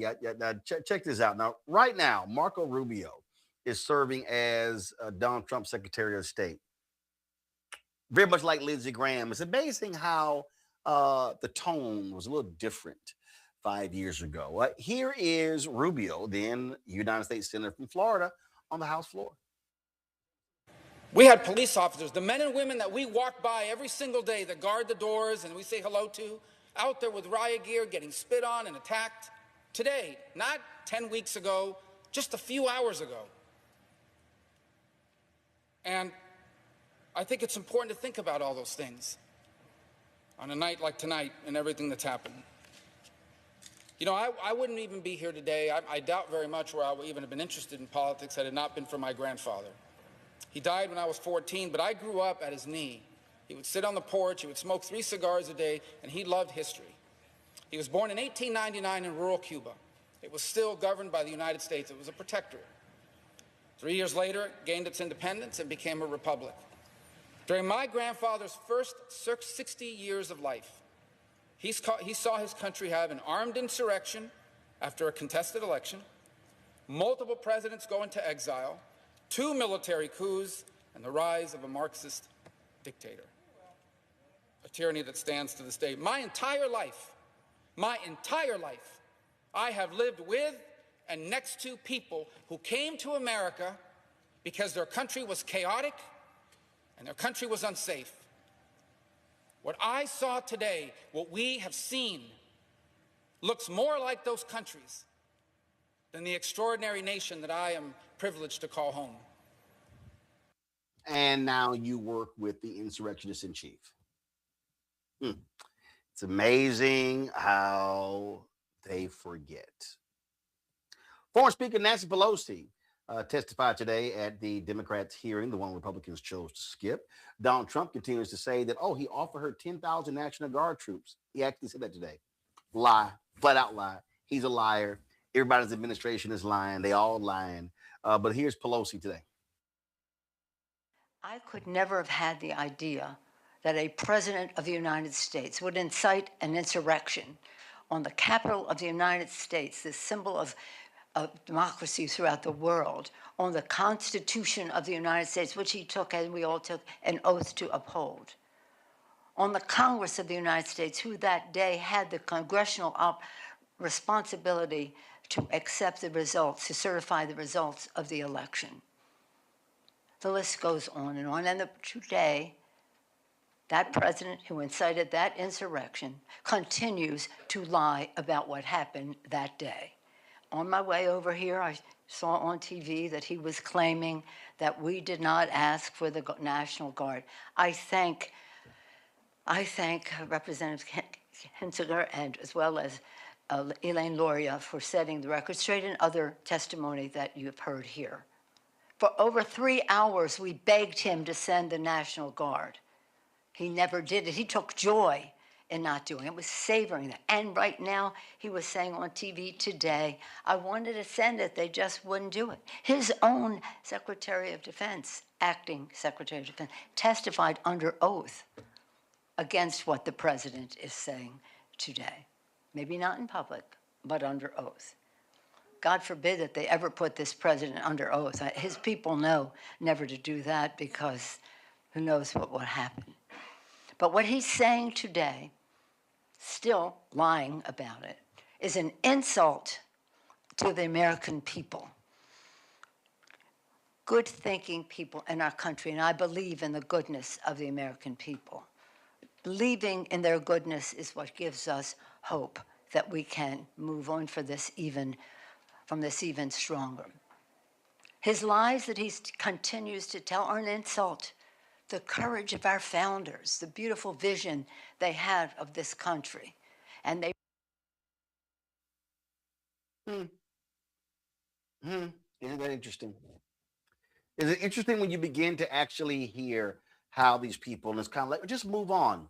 Well, Mustafa, this is very simple. If Republicans in the MAGA vote, they wanted us to move on from January 6, 2021, how about you not vote again for the person who led the insurrection? How about that? Yeah, imagine that. Imagine how much healthier our country would be. Imagine the unity that we could still be moving towards. Of course, we've never fully embraced that. You know, imagine how there wouldn't be so many folks who are struggling to be able to afford food or to pay their electric costs. And because these folks have refused to do what was right in the past, we find ourselves now dealing with these situations, sometimes very deadly situations for so many folks across the country. But, you know, so that's why I always say, you know, this sits in these individuals' laps. They've always had the opportunity to do the right thing, to live up to the words that they say when the cameras are on, but the actions that they do when those cameras go off are often very devastating. So, you know, they need to stand up now in this moment. They need to push back. They need to hold accountability to stop, you know, some of these very egregious things that are happening in this moment and the things that are coming. Joe. Yeah, I mean, you know, there's an irony. We've talked about it. You know, Marco Rubio talks about having, you know, his predecessors coming from, you know, his ancestor coming from Cuba pre-takeover in the late 40s, early 50s, whatever it was. And now here you are at a point where you're standing right next to the President of the United States, undermining, basically what's supposed to be truth, justice, and the American way. And, you know, meanwhile, back at the ranch, what we're looking at in the window here is whether or not they're going to make a move on Cuba. You know, the whole idea that Cuba got a lot of its fuel from Venezuela, and what does that mean for Cuba? Is Cuba to the Stephen Millers of the world a piece of unfinished business, as it were?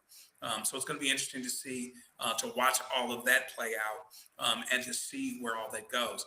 But the hypocrisy that even the Marco Rubios of the world, who were supposed to be a bit more moderate, supposed to be a bit more reasonable, et cetera, have demonstrated is absolutely crazy. All right, then. Joe, Mustafa, I appreciate, gentlemen, you joining me on tonight's show. Thank you so very much. Folks, December 16, 2019, I sat down with the maestro, Richard Smallwood, to talk about his new book, Total Praise. We were supposed to run that interview on February 14th, 2020, but literally it was lost. And then when he passed away, I said, man, we need to run that. And I was on vacation, couldn't find it. When I got back, we were able to locate it. And so we wanted to share this with you. It's a fascinating conversation as he talks about his influences, the people who he appreciated the most, going to Howard University with Donnie Hathaway, Roberta Flack. Lots of things we talked about in this 45-minute interview. And so we wanted to share that with you. Of course, he passed away last week at the age of 77. His homegoing will be on January 24th at First Baptist Church, Glen Arden in Maryland. We're going to be live streaming that here on the Black Star Network. But I really hope you enjoy this. This is my conversation with the great Richard Smallwood about his autobiography, Total Praise. Richard Smallwood, how you doing? I'm fine, Roland. How are you? I'm doing good. First, books are always personal, especially autobiographies written by the author. Absolutely. For you, how long did it take you? A little over 6 years. Really? Yeah. What took so long? You know, there was so much of my life. I did a lot of research on my ancestry.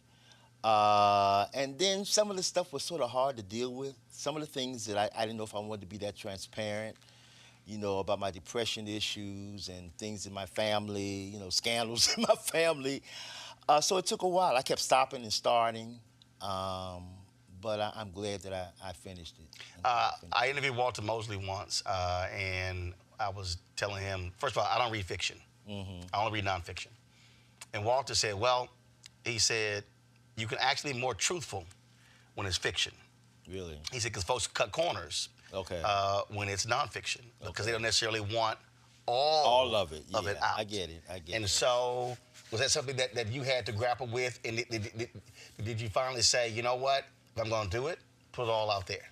That's basically what I did. I felt that I could say something. I had the platform to say some things that would help people. Mm-hmm. You know, about mental health, about being illegitimate, about, and then I wanted to talk about my musical life, my tenure at Howard, you know, how I got to, where some of the songs came from that people want to know about. So, you know, it was more than just the difficult things. Of course, the death of my mom was probably the hardest thing I've ever had to deal with. And so reliving that was not easy, talking about it and being frank with it. But I just wanted to, hopefully, I didn't want to tell a tell-all or some kind of scandal book. I just wanted to tell about my life and hopefully the things that would help other people and make a difference in people's lives. So when you talk about a couple of things you just said depression, but also being illegitimate. Again, those are very personal things for people, but it's also stuff that people actually deal with every day. Absolutely. And I didn't find out about my heritage until probably 2000. My mother told me that Smallwood was not my father. And of course, Smallwood and I had a very stormy kind of relationship. He was physically abusive to me as I was growing up. He was also a pedophile and molested a number of little friends of mine, girls friends of mine when I was small. So, to be honest with that. And you knew at the time? I didn't know all of it. When I was 11, my mother said, we got to have an adult conversation. At 11? At 11. And because it involved one of the little girls at the church, because he was a pastor, and one of my best friends. And I think my mother thought it was going to blow up, and I would hear about it. So she'd rather tell me first before it got back to me. And so we talked about it, I never heard anything else about it, but it certainly was not the first nor the last. There was a pattern even before I was born. So that and physical abuse, which probably was the reason that I ran to music, and it felt so safe and so comfortable when I would, get physically abused. I would go to the music. I'd go to the record player. I would go to the piano. I would take the Christmas decorations out of my mother off the Christmas tree. Mother had angels and form a choir. I would stand in front of the mirror and pretend like I was singing in front of thousands of people. That was my escape. That was my fantasy, And so a lot of that, was the foundation of who I was to become. So everything happens for a reason. When we talk about that love of music, Charlie Wilson, when I interviewed him, he talked about where he was surrounded. It was music all the time. And so what was the music that was being played in your house that inspired you, that moved you? Everything. My mother said before I start talking, I was humming melodies that I heard at church. So they would bring me home and put me in the crib, and I just started humming, what a friend we have in Jesus. Oh, Jesus, keep me near the cross. And sort of tripped her out because she was like, this kid can't talk. He's humming recognizable melodies. So she got me a toy piano, a blue toy piano when I was 2, and I would bang out the rhythms on the piano and hum. And then she started taking me to concerts. She listened to, I grew up listening to people like, Sarah Vaughan and Ella Fitzgerald and Nancy Wilson, and she played a lot of the then pop music on the radio that I would hear, Patti Page and just a whole bunch of Nat King Cole, just a whole bunch of people. And then, of course, I had the church influence as well. And I had she would take me to hear the Davis Sisters and the Clara Ward Singers. She would also she brought me home a recording of Rachmaninoff's Piano Concerto No. 2 when I was about 10, and said, if you like this music, I'll take you to some classical concerts. I would go to the classical concerts, I'd go to the gospel concerts. My stepfather didn't allow secular music in the house. So when I was about 14, 13, I started sneaking Motown in the house. The first record I snuck in the house was Dancing in the Street by Martha Reeves and the Vandellas. That was the first. And he didn't say anything, so I just kept, bringing more stuff. I just loved music, all kinds, whether it was Broadway, whether it was jazz, whether it was gospel, whether it was classical. I just loved it all. And my mother sort of fueled that because she made sure I was exposed to it, and she would take me to different settings where the music was played. So as you are going through school, as you are matriculating, when does it hit you that this is what I am going to do? All my life. When I was 5 years old, I announced to her I was going to be a gospel artist. And she said, "You are?" And I said, "Yes, so I need you to get me a robe made." So there's a picture in the book, actually. I was 5 years old, and she had me a black robe made.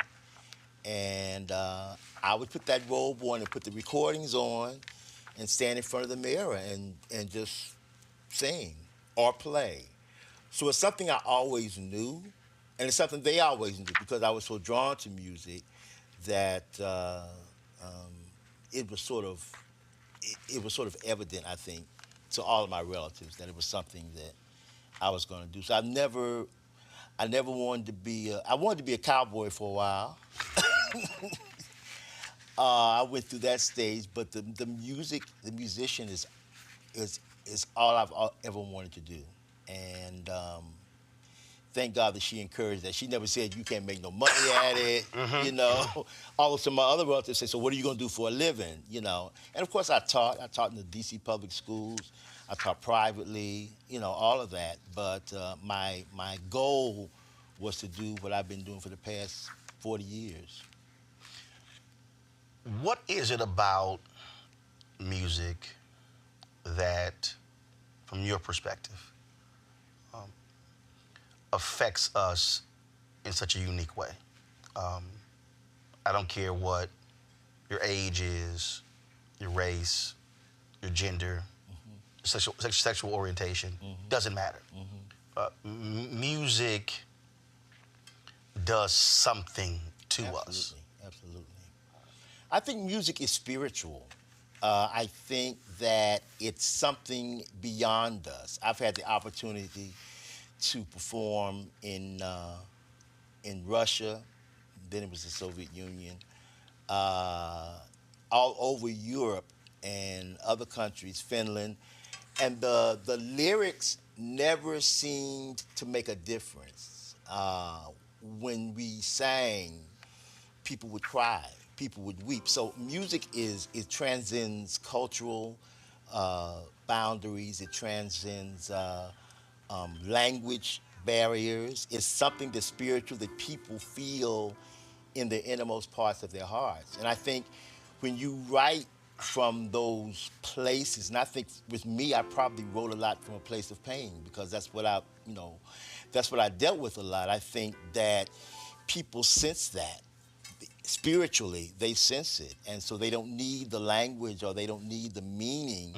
They can feel it. Because sometimes you'll just hear, it may not be lyrics to it. It may be just a orchestral piece or something that will just move you to tears or something about the chords or something about, I think it's very spiritual. I think it's very spiritual. Absolutely. You talked about Howard University and to be able for you walking on that campus among a who's who among Black America. Absolutely. Debbie Allen was in my class.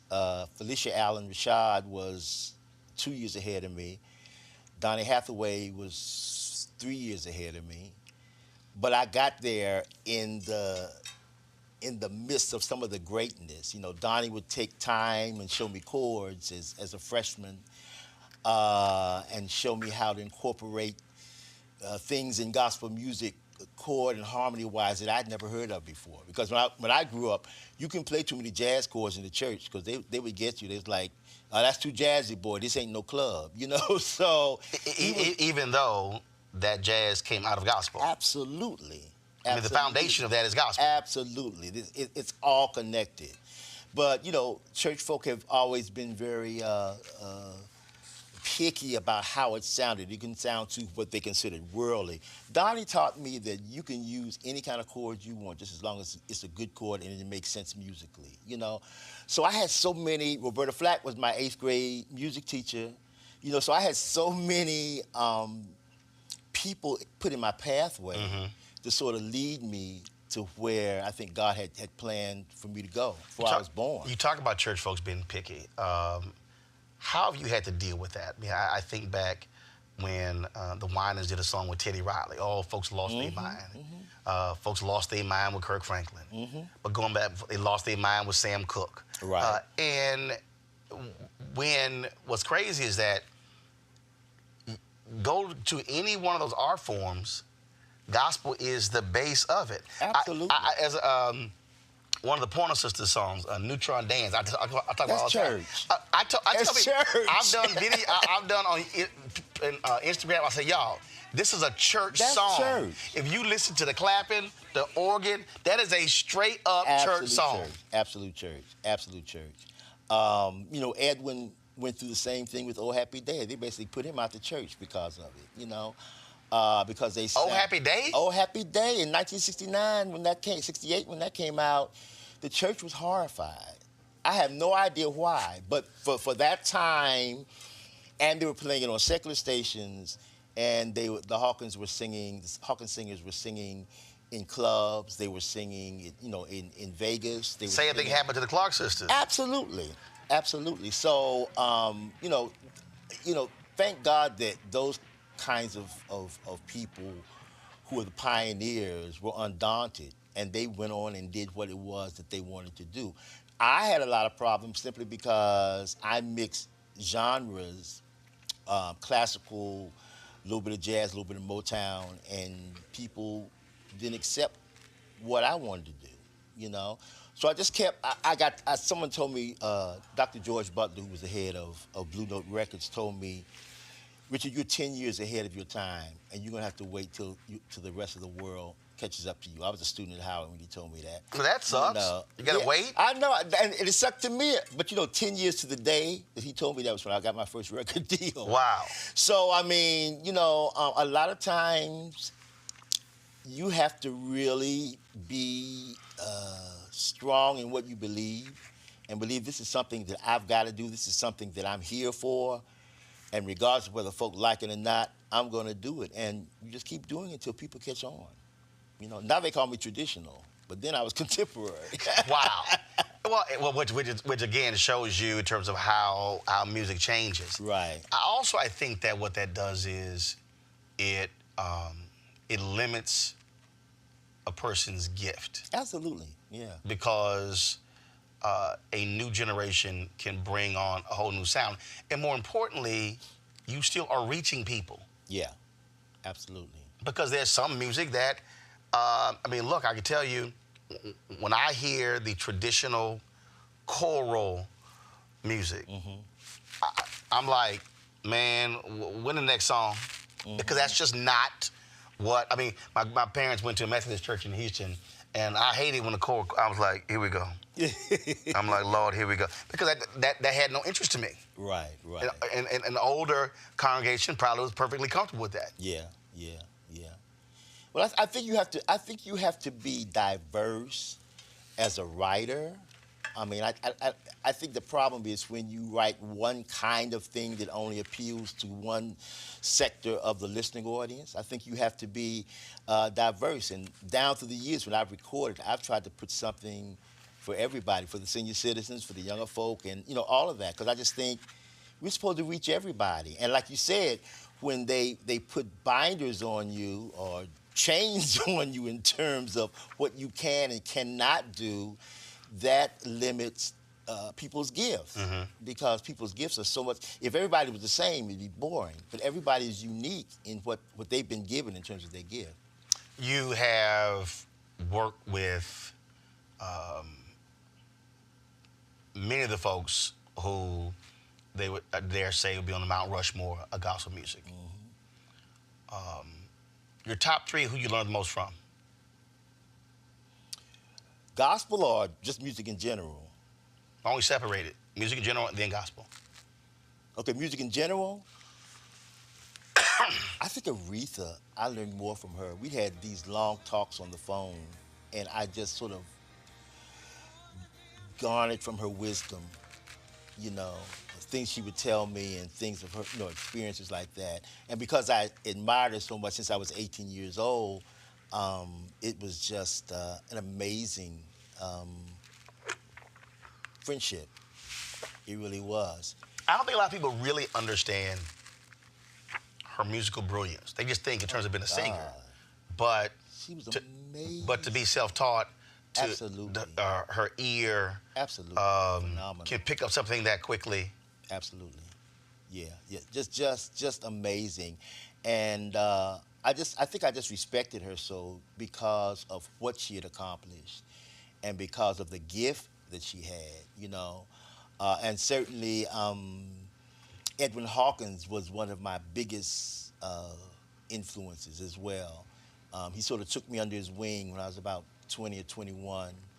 Took me on the road with him, began to play for him.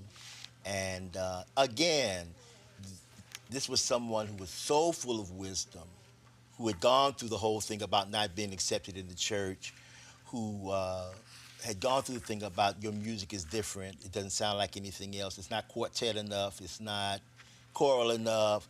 It's got jazz chords. It's got jazz harmonies in it, So there were people like that, like Roberta Flack as well, who just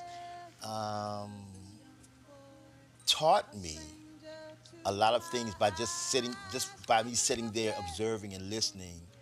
I learned so much from them. So I'm glad that people like that were put in my way to sort of, and like Donnie, and I'm so proud of his daughter, Layla, who is just, I said, your daddy is living in your throat. He really, really is, She's just amazing. But I think, what would he be doing if he was still alive today? I can't imagine the wonderful, amazing music that he would be writing and performing.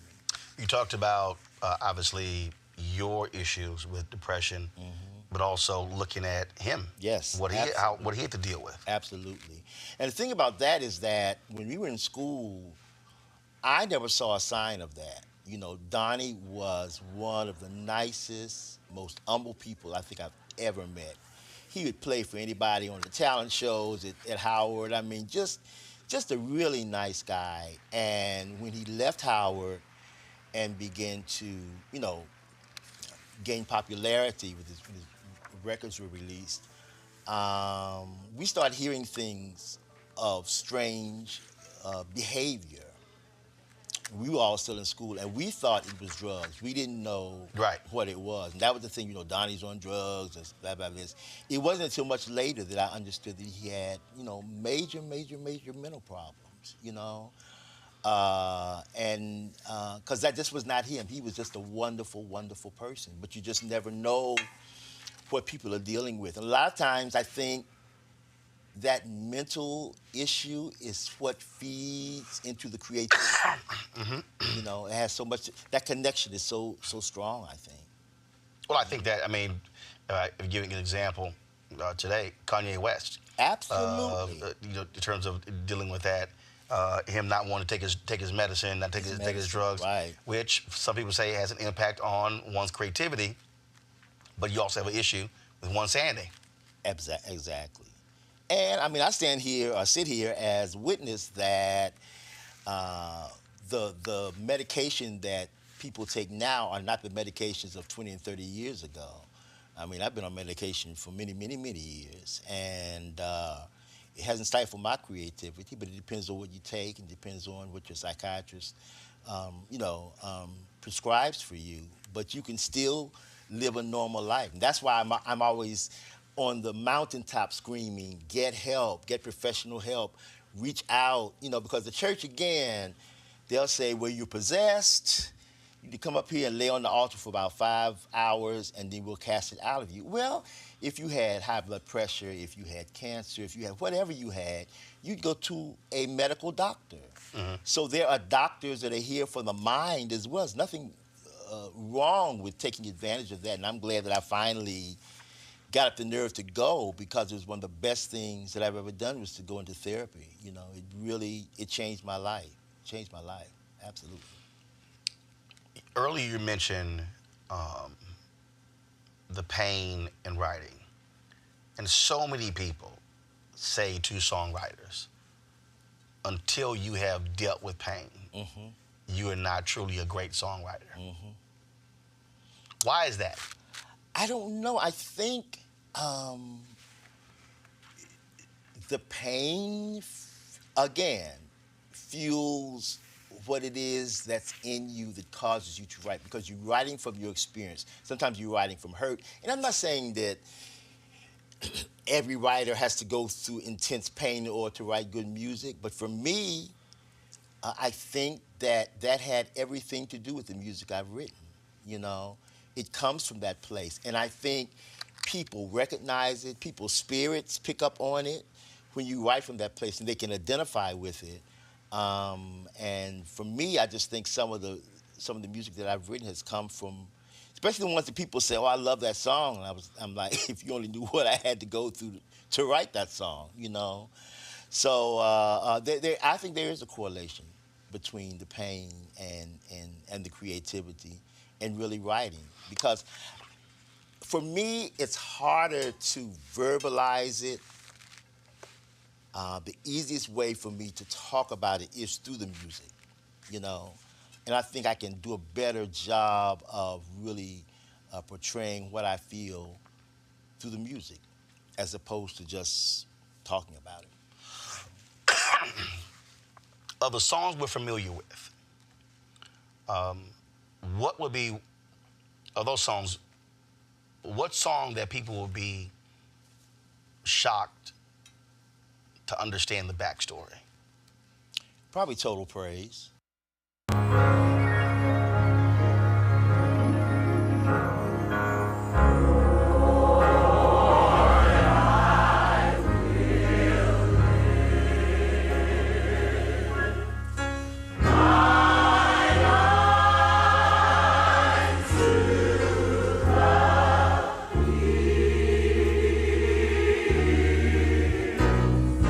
That song, I mean, it being a praise song, you would think it came from a upbeat kind of positive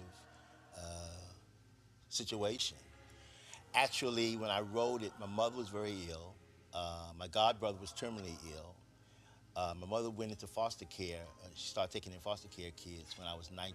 So I had all these little foster care brothers and sisters, and one of my foster brothers had a complete mental breakdown. So I was like being caregiver, going from my house to the hospital, trying to take care of my loved ones. And it got so overwhelming that one afternoon I was sitting at the piano and I just started crying. I was like, God, I can't seem to do anything to help. I can be there for them. I can't make the pain go away. I can't make the illnesses go away. I just feel so inadequate. And the song Total Praise just started coming to me. And I was trying to write a pity party song because I wanted to say, okay, you know, Lord, I will lift my eyes to the hills, so I need you to, you know, come down from the hills and dry my tears and rock me in the bosom of Abraham or something, you know. But it kept going towards this praise song. And when I finished it, it took me maybe about a half an hour, 25 minutes to half an hour to finish it. I realized that it was a song about praise, whether it was mountaintop praise, which is easy when everything is going right. But this was like a valley praise song, you know, praising God when we can't see the outcome, when we don't know how it doesn't seem like it's going to end right, but we praise him anyhow because we know he's in control, and we know that he's got our backs regardless of what we see or what we feel. And so that song came from, you know, a heavy place. And it's like probably the most popular song I've ever done, you know. So it's funny sometimes when you think about the backstories. The backstories sometimes are very misleading to what people think. Well, I think the Earth, Wind, and Fire recently talked about one of their songs, and same thing. And I forgot the name of it. And they were talking about all the people play at their weddings. And they're like, y'all, that song is about a one-night stand. Right, I remember reason. this, right. And they were like, yo, that's a one-night stand. Yeah. They said, that's not... it's not a wedding song. Not a wedding song. But again, you know, folks don't quite understand that. The lyric, right. When I interviewed John Legend, and interviewing singers is different from interviewing somebody who's a singer and a songwriter. So I'm always curious about their process. Will Downing, I was interviewing him once in one of his hit songs. He said, I just finished making love to a woman and it was amazing, and I got up and just went and wrote a song. Okay. John Legend says he likes to write as if he's going to work, where he gets his briefcase, goes into the studio, sits down, and sort of a very, very structured way in which he writes. How do your songs come to you? What is your process? They come to me in very strange ways. I'm usually nowhere near a piano. I could be in the grocery store, I can be in the airport, I can be in a hotel, and something will just hit me. And thank God for my phone, because I just take it out and put it down until I can get home and get to a piano. But very seldom do I sit down at a piano and write. I may have my mind on something else, and all of a sudden a lyric will come into my mind, or either a melody will come into my mind. And of course, I have to put it down immediately because I'll forget it if I don't. But that's the way it usually comes to me. Just sometimes I dream them. There are times I always keep my phone next to my bed in case I hear something in my dreams. I wake up and put it down and go back to sleep and get to it the next morning. So for me, it always comes in very odd ways, not the traditional way. Well, I'm going to go in the studio and write a song. I think if I say that I'm going into the studio and write a song, I don't think I would get anything accomplished because that's just not the way I've ever been. It's always come very odd. So have you been in conversations with people and all of a sudden you just sort of check out? Yes. Some of my friends, they used to say when I was in school, Richard goes to the planet Zatar, because we'd be talking and I would just like drift on and say, he's in Zatar again, because I'll hear something or my mind will go somewhere else and I'm trying to hold on to it so I don't lose it, and that's the way that it usually happens for me. It's the way it usually happens for me. You tell this interesting story about Sammy Davis Jr., which, reading it, man, you blew it. I blew it big time. One of my dear friends, Linda Gravatt, who I went to Howard with, Sammy Davis Jr. was her godfather. Sammy Davis Jr. came to the Kennedy Center, and so she asked me and some of the other kids I went to school with, you want to go see my goddaddy Sammy? I was like, sure. What an idol, an icon. And so we went to see him, and the show was just amazing. He could do everything. Mm-hmm. And so we went backstage, and evidently she had told him about me. And I've always been very, very shy and very introverted. And a lot of times when people put me on the spot, I would freeze up. So when she introduced me to him, she said, "Oh, Uncle Sammy, this is Richard. This is the guy I was telling you about. He plays, man, he writes, he sings." So there was a piano. We were backstage in the green room, and he said, "Oh man, come and play something for me." And I said, "No, that's all right." And when I tell you, I have never been cussed out that royally in my life. My friends, when I got in that car, some of my friends didn't speak to me for 2 or 3 weeks because they were so upset with me. Because I got terrified and I froze, I guess I was maybe 22, 23, something like that. But I always remember that. And now and then. Was it the only time you met him? That was the only time. Wow, you never got a second shot. Never got a second shot. That's why I'm like, if you get a shot, you better take it, because it may not come around again. Well, that's one of the things that I tell folks all the time, that you're never aware where God places you at a given moment. Absolutely. And that you have to always be ready. Yeah, you do.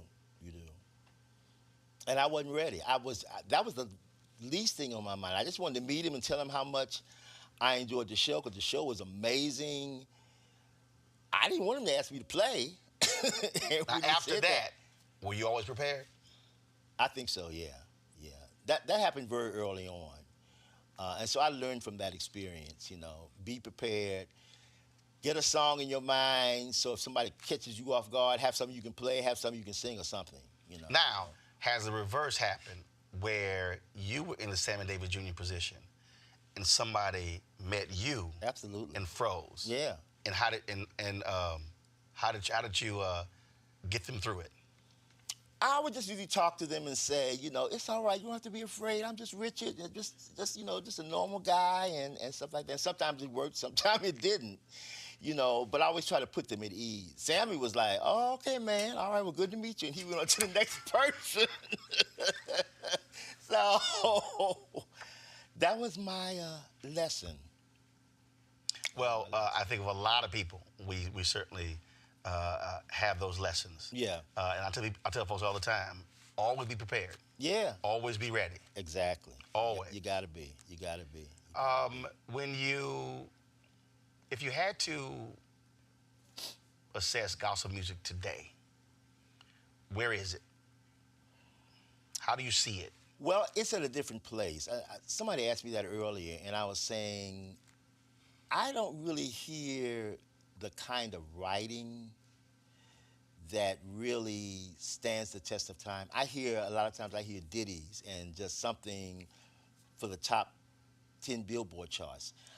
I've always wanted to write music that will last long after I'm gone.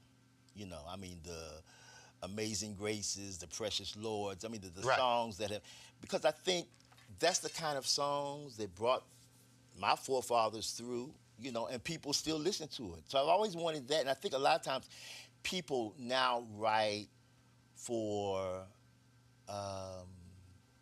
the popularity, as opposed to writing something with some meat on it that really is going to make a difference in people's lives. People always ask me, what is the most amazing thing that has happened to you in your career? And they expect me to say some kind of award, or Grammy, or Stellar, or Dove, or something like that. And I always say, it's when people come up to me and said, your music got me through my mother's death. Right. Your music got me through my divorce. Your music got me through school. You know, because I think that's what music should do. It should reach that place in other people that really encourages people and Right. makes a difference in their lives. Well, I think it's just like, I remember reading a piece, Andre 3000, been off the scene for a while. Right. I think he was going to Coachella, and he was talking to Prince. And he didn't want to do any of his own music. And Prince, who went through that, who would do concerts and didn't want to do any old music, people like, right, bro, we ain't trying to hear the new stuff. Right.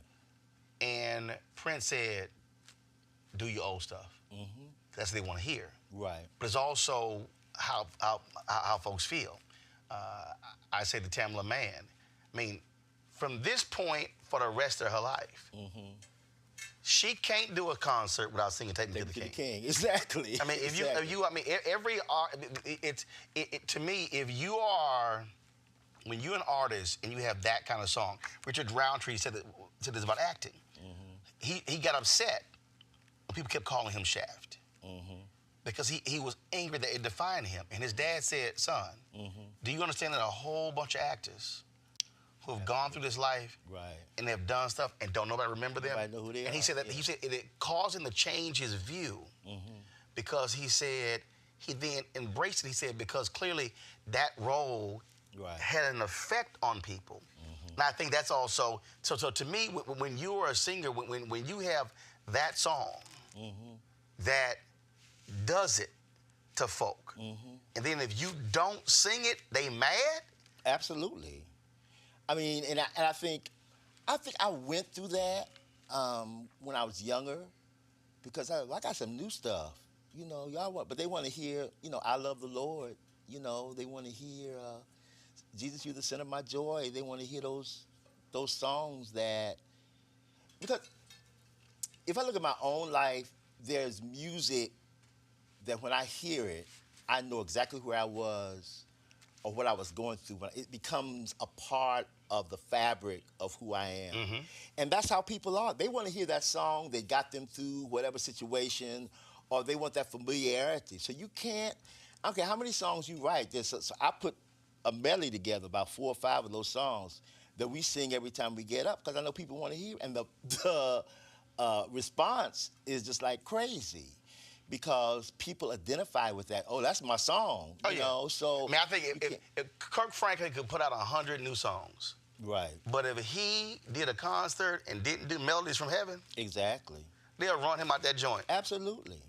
There's songs that define you, and they not only define you, but they have specific purpose and inspiration in other people's lives. And I think sometimes people want to embrace that, you know? You mentioned songs everlasting to everlasting. How often do you, when you run into artists, do you pull them aside and try to teach or drop wisdom? I mean, for me, I can see people, I can meet folks, and I see them on television. And I'll try to do that, and some people take it, some people don't. For me, I don't care. Because for me, it's this is not about how do they greet you on the street. It's really, to your point, same thing. When people come up to me and they say, man, I had no idea about a lot of this stuff. Right. What you've taught me, what I've learned. Right. And I mean, I had a brother come up to me in Atlanta airport, and he walked to me and he said, thank you. Shook my hand. I said, appreciate it. He said, no, thank you. Right. And walked off. That's all he said. But I knew exactly what he was talking about. Exactly. So, how often do you, when you see somebody who is a gospel singer, and they're not maximizing all that's in them, do you pull them aside? Absolutely. Now, I think, for me, I have to have some kind of relationship with them. I'm just not gonna go up and say, "Hey, you." You See, I will. This. I know you will. No, I just think sometimes it's like when you see it. Right. I sort of think about the Sammy Davis Jr. piece. Right. I may not see that person again. Absolutely. Yeah. And if I see something, I'm gonna offer you a critique or something. Right. That might help you. And if you receive it, great. If you don't, that's on you. Right. Right. I get it. That's just me. I get it. But there have been a number of people I've gone to, especially if I see a major talent there and I don't think that they're utilizing it the way they could or being all they could be, you know.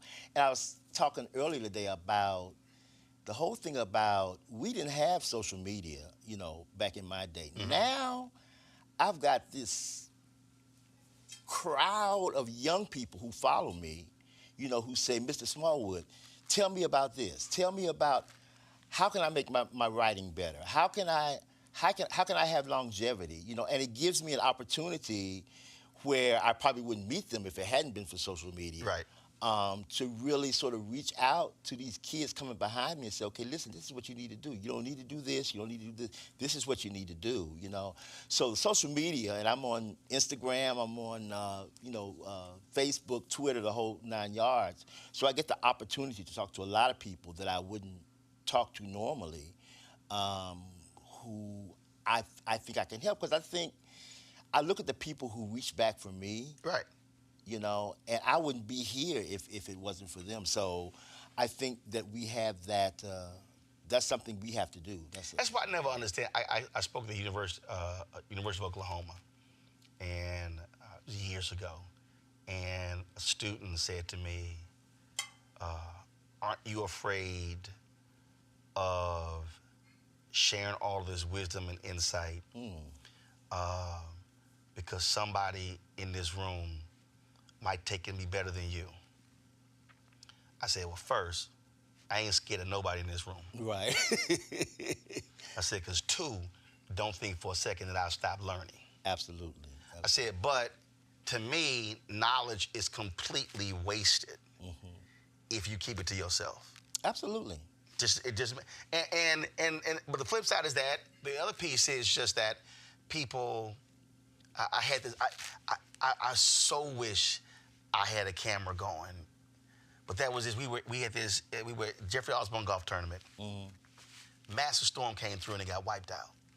And we're sitting at this table, and to my right is Ahmad Rashad, and seated next to him was Eddie Levert, and seated next to him was Barry Bonds, and seated next to him was Sugar Ray Leonard.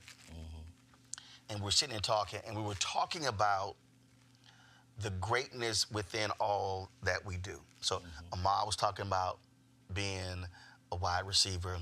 Eddie was talking about being a singer. Right. Barry Bonds was talking about being a hitter. Sugar Ray was talking about boxing. And it was just this amazing conversation of just greatness within what we do and how we do it and the craft and what makes us great. Right. So Sugar Ray was going, man, you could have been a great boxer. I was like, what the hell are you talking about? He said, oh, no. He said, I saw you dancing last night. He said, your footwork is, he said, a man your size, your footwork. He said, man, I was just watching you and I'm going, dude, you had some of the best footwork. He said, no. He said, I was watching your footwork and was like, man, he's got great footwork. Okay. And so then we were just, we were just talking about just different things. Right. It was just this amazing conversation and how we were all sharing this unique insight in terms of what makes us as good at what we do. And Napoleon Hill in his book, Think and Grow Rich, talked about mastermind group. And I think for a lot of people, they don't do that enough where they put themselves in position to learn from others. Yeah. Like you can be here, but there's still somebody who can still teach you something. Absolutely. You can always learn. And that's my prayer and my desire, that I will never stop learning, because the more I learn, the better I become.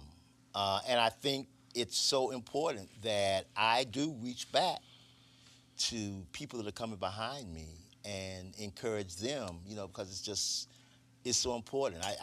I've never had an issue with showing somebody a chord or talking about songwriting, because I think I have the knowledge that I have simply because I'm there to help other people. So name an artist you would love to write a song for. Okay, name two. One who's deceased, who you would have loved to have written a song for, artist or group, and then living. Oh, wow. Let me see. Deceased. I wrote something for so many people. That's a good question. Maybe Sammy. Somebody like... Maybe, you know what? Ella Fitzgerald. I loved her. I would have loved to have written something for her. Absolutely. All right, someone alive. Yeah. Alive. He's a writer, and he writes his own stuff, but I would love to write something for Stevie Wonder. Because I've always loved his gift. Always loved his gift. Ask him. Yeah, I will. Call him up. I've never, I remember I was singing for Sissy Houston's birthday party at her Sunday service in church, and Stevie was in the audience, and the audience was singing Total Praise, and he was standing up singing. I was like, Stevie Wonder knows my song, and everyone was like, fool, of course he knows it, so sometimes you put yourself in, you're surprised at how the music reaches. Right. Past, genres. It's music. Good music is good music, So that's a good idea. I think I will. Do that. I'll send him a text too. Steve, okay. Last question for you. I ask every book author this. What was your wow moment in writing this? Whether you're researching or autobiography, where they're writing it and they go, wow. Whether it was a memory or was something, what was that one wow moment for you when you were writing Total Praise? I think well, there were a number of them. Well, one that sort of stands out in my mind is that my relationship with my stepfather was very volatile. And so I grew up, and even after he passed, right after I graduated from Howard, he passed like 2 months after I graduated. So I had all this stuff in me that I never got out to tell him, and sometimes I would go to his gravesite and holler at the tomb, because it's like there were so many unresolved things that I didn't understand. The wow moment for me is that, number one, he was a pastor, and number two, he was a musician. He was the one that would open up the hymn book and say, okay, play the such and such a hymn. Now transpose it, put it in A flat. Now put it in D flat. He was the one that said, you got to play for the church. I didn't want to play for the church because I was too shy. He was like, nah, if I have to put a curtain around you, you're going to play for the church. If he had not done that, if my mother had married someone else, I probably wouldn't even been in the church. But he was such a church person that he insisted, and I was like, okay, I'm beginning to understand his purpose in my life, because he had so much to do with the foundation of my musical journey, you know, because he was the one, you need to learn how to play in more than one key. You know, suppose somebody starts a song in church in A and you can't play in A, you're gonna sit there and look stupid. You know, if he hadn't forced me to do that, I would have never done it. And so it has so much to do. So that happened near the end of the book. And I was like, wait a minute. All of the negative stuff that happened between us, I understand now his purpose in regard to me. You know, so that blew my mind, because I had to look over all the other stuff, all the negative stuff, and said, listen, he really had a purpose in my life. He was the one that said, look, I was 7 years old. He was like, you're going to start playing for church. I said, I can't play in front of all those people. Yes, you can. He was the one that pushed me to do it. And so he's so much of who I am today, regardless of the negative stuff. Total praise. Yep. The autobiography, Richard Smallwood. Yes. Appreciate it. Thank you so much, Thanks Roland. a lot. I appreciate it. My pleasure. All right. Thank you.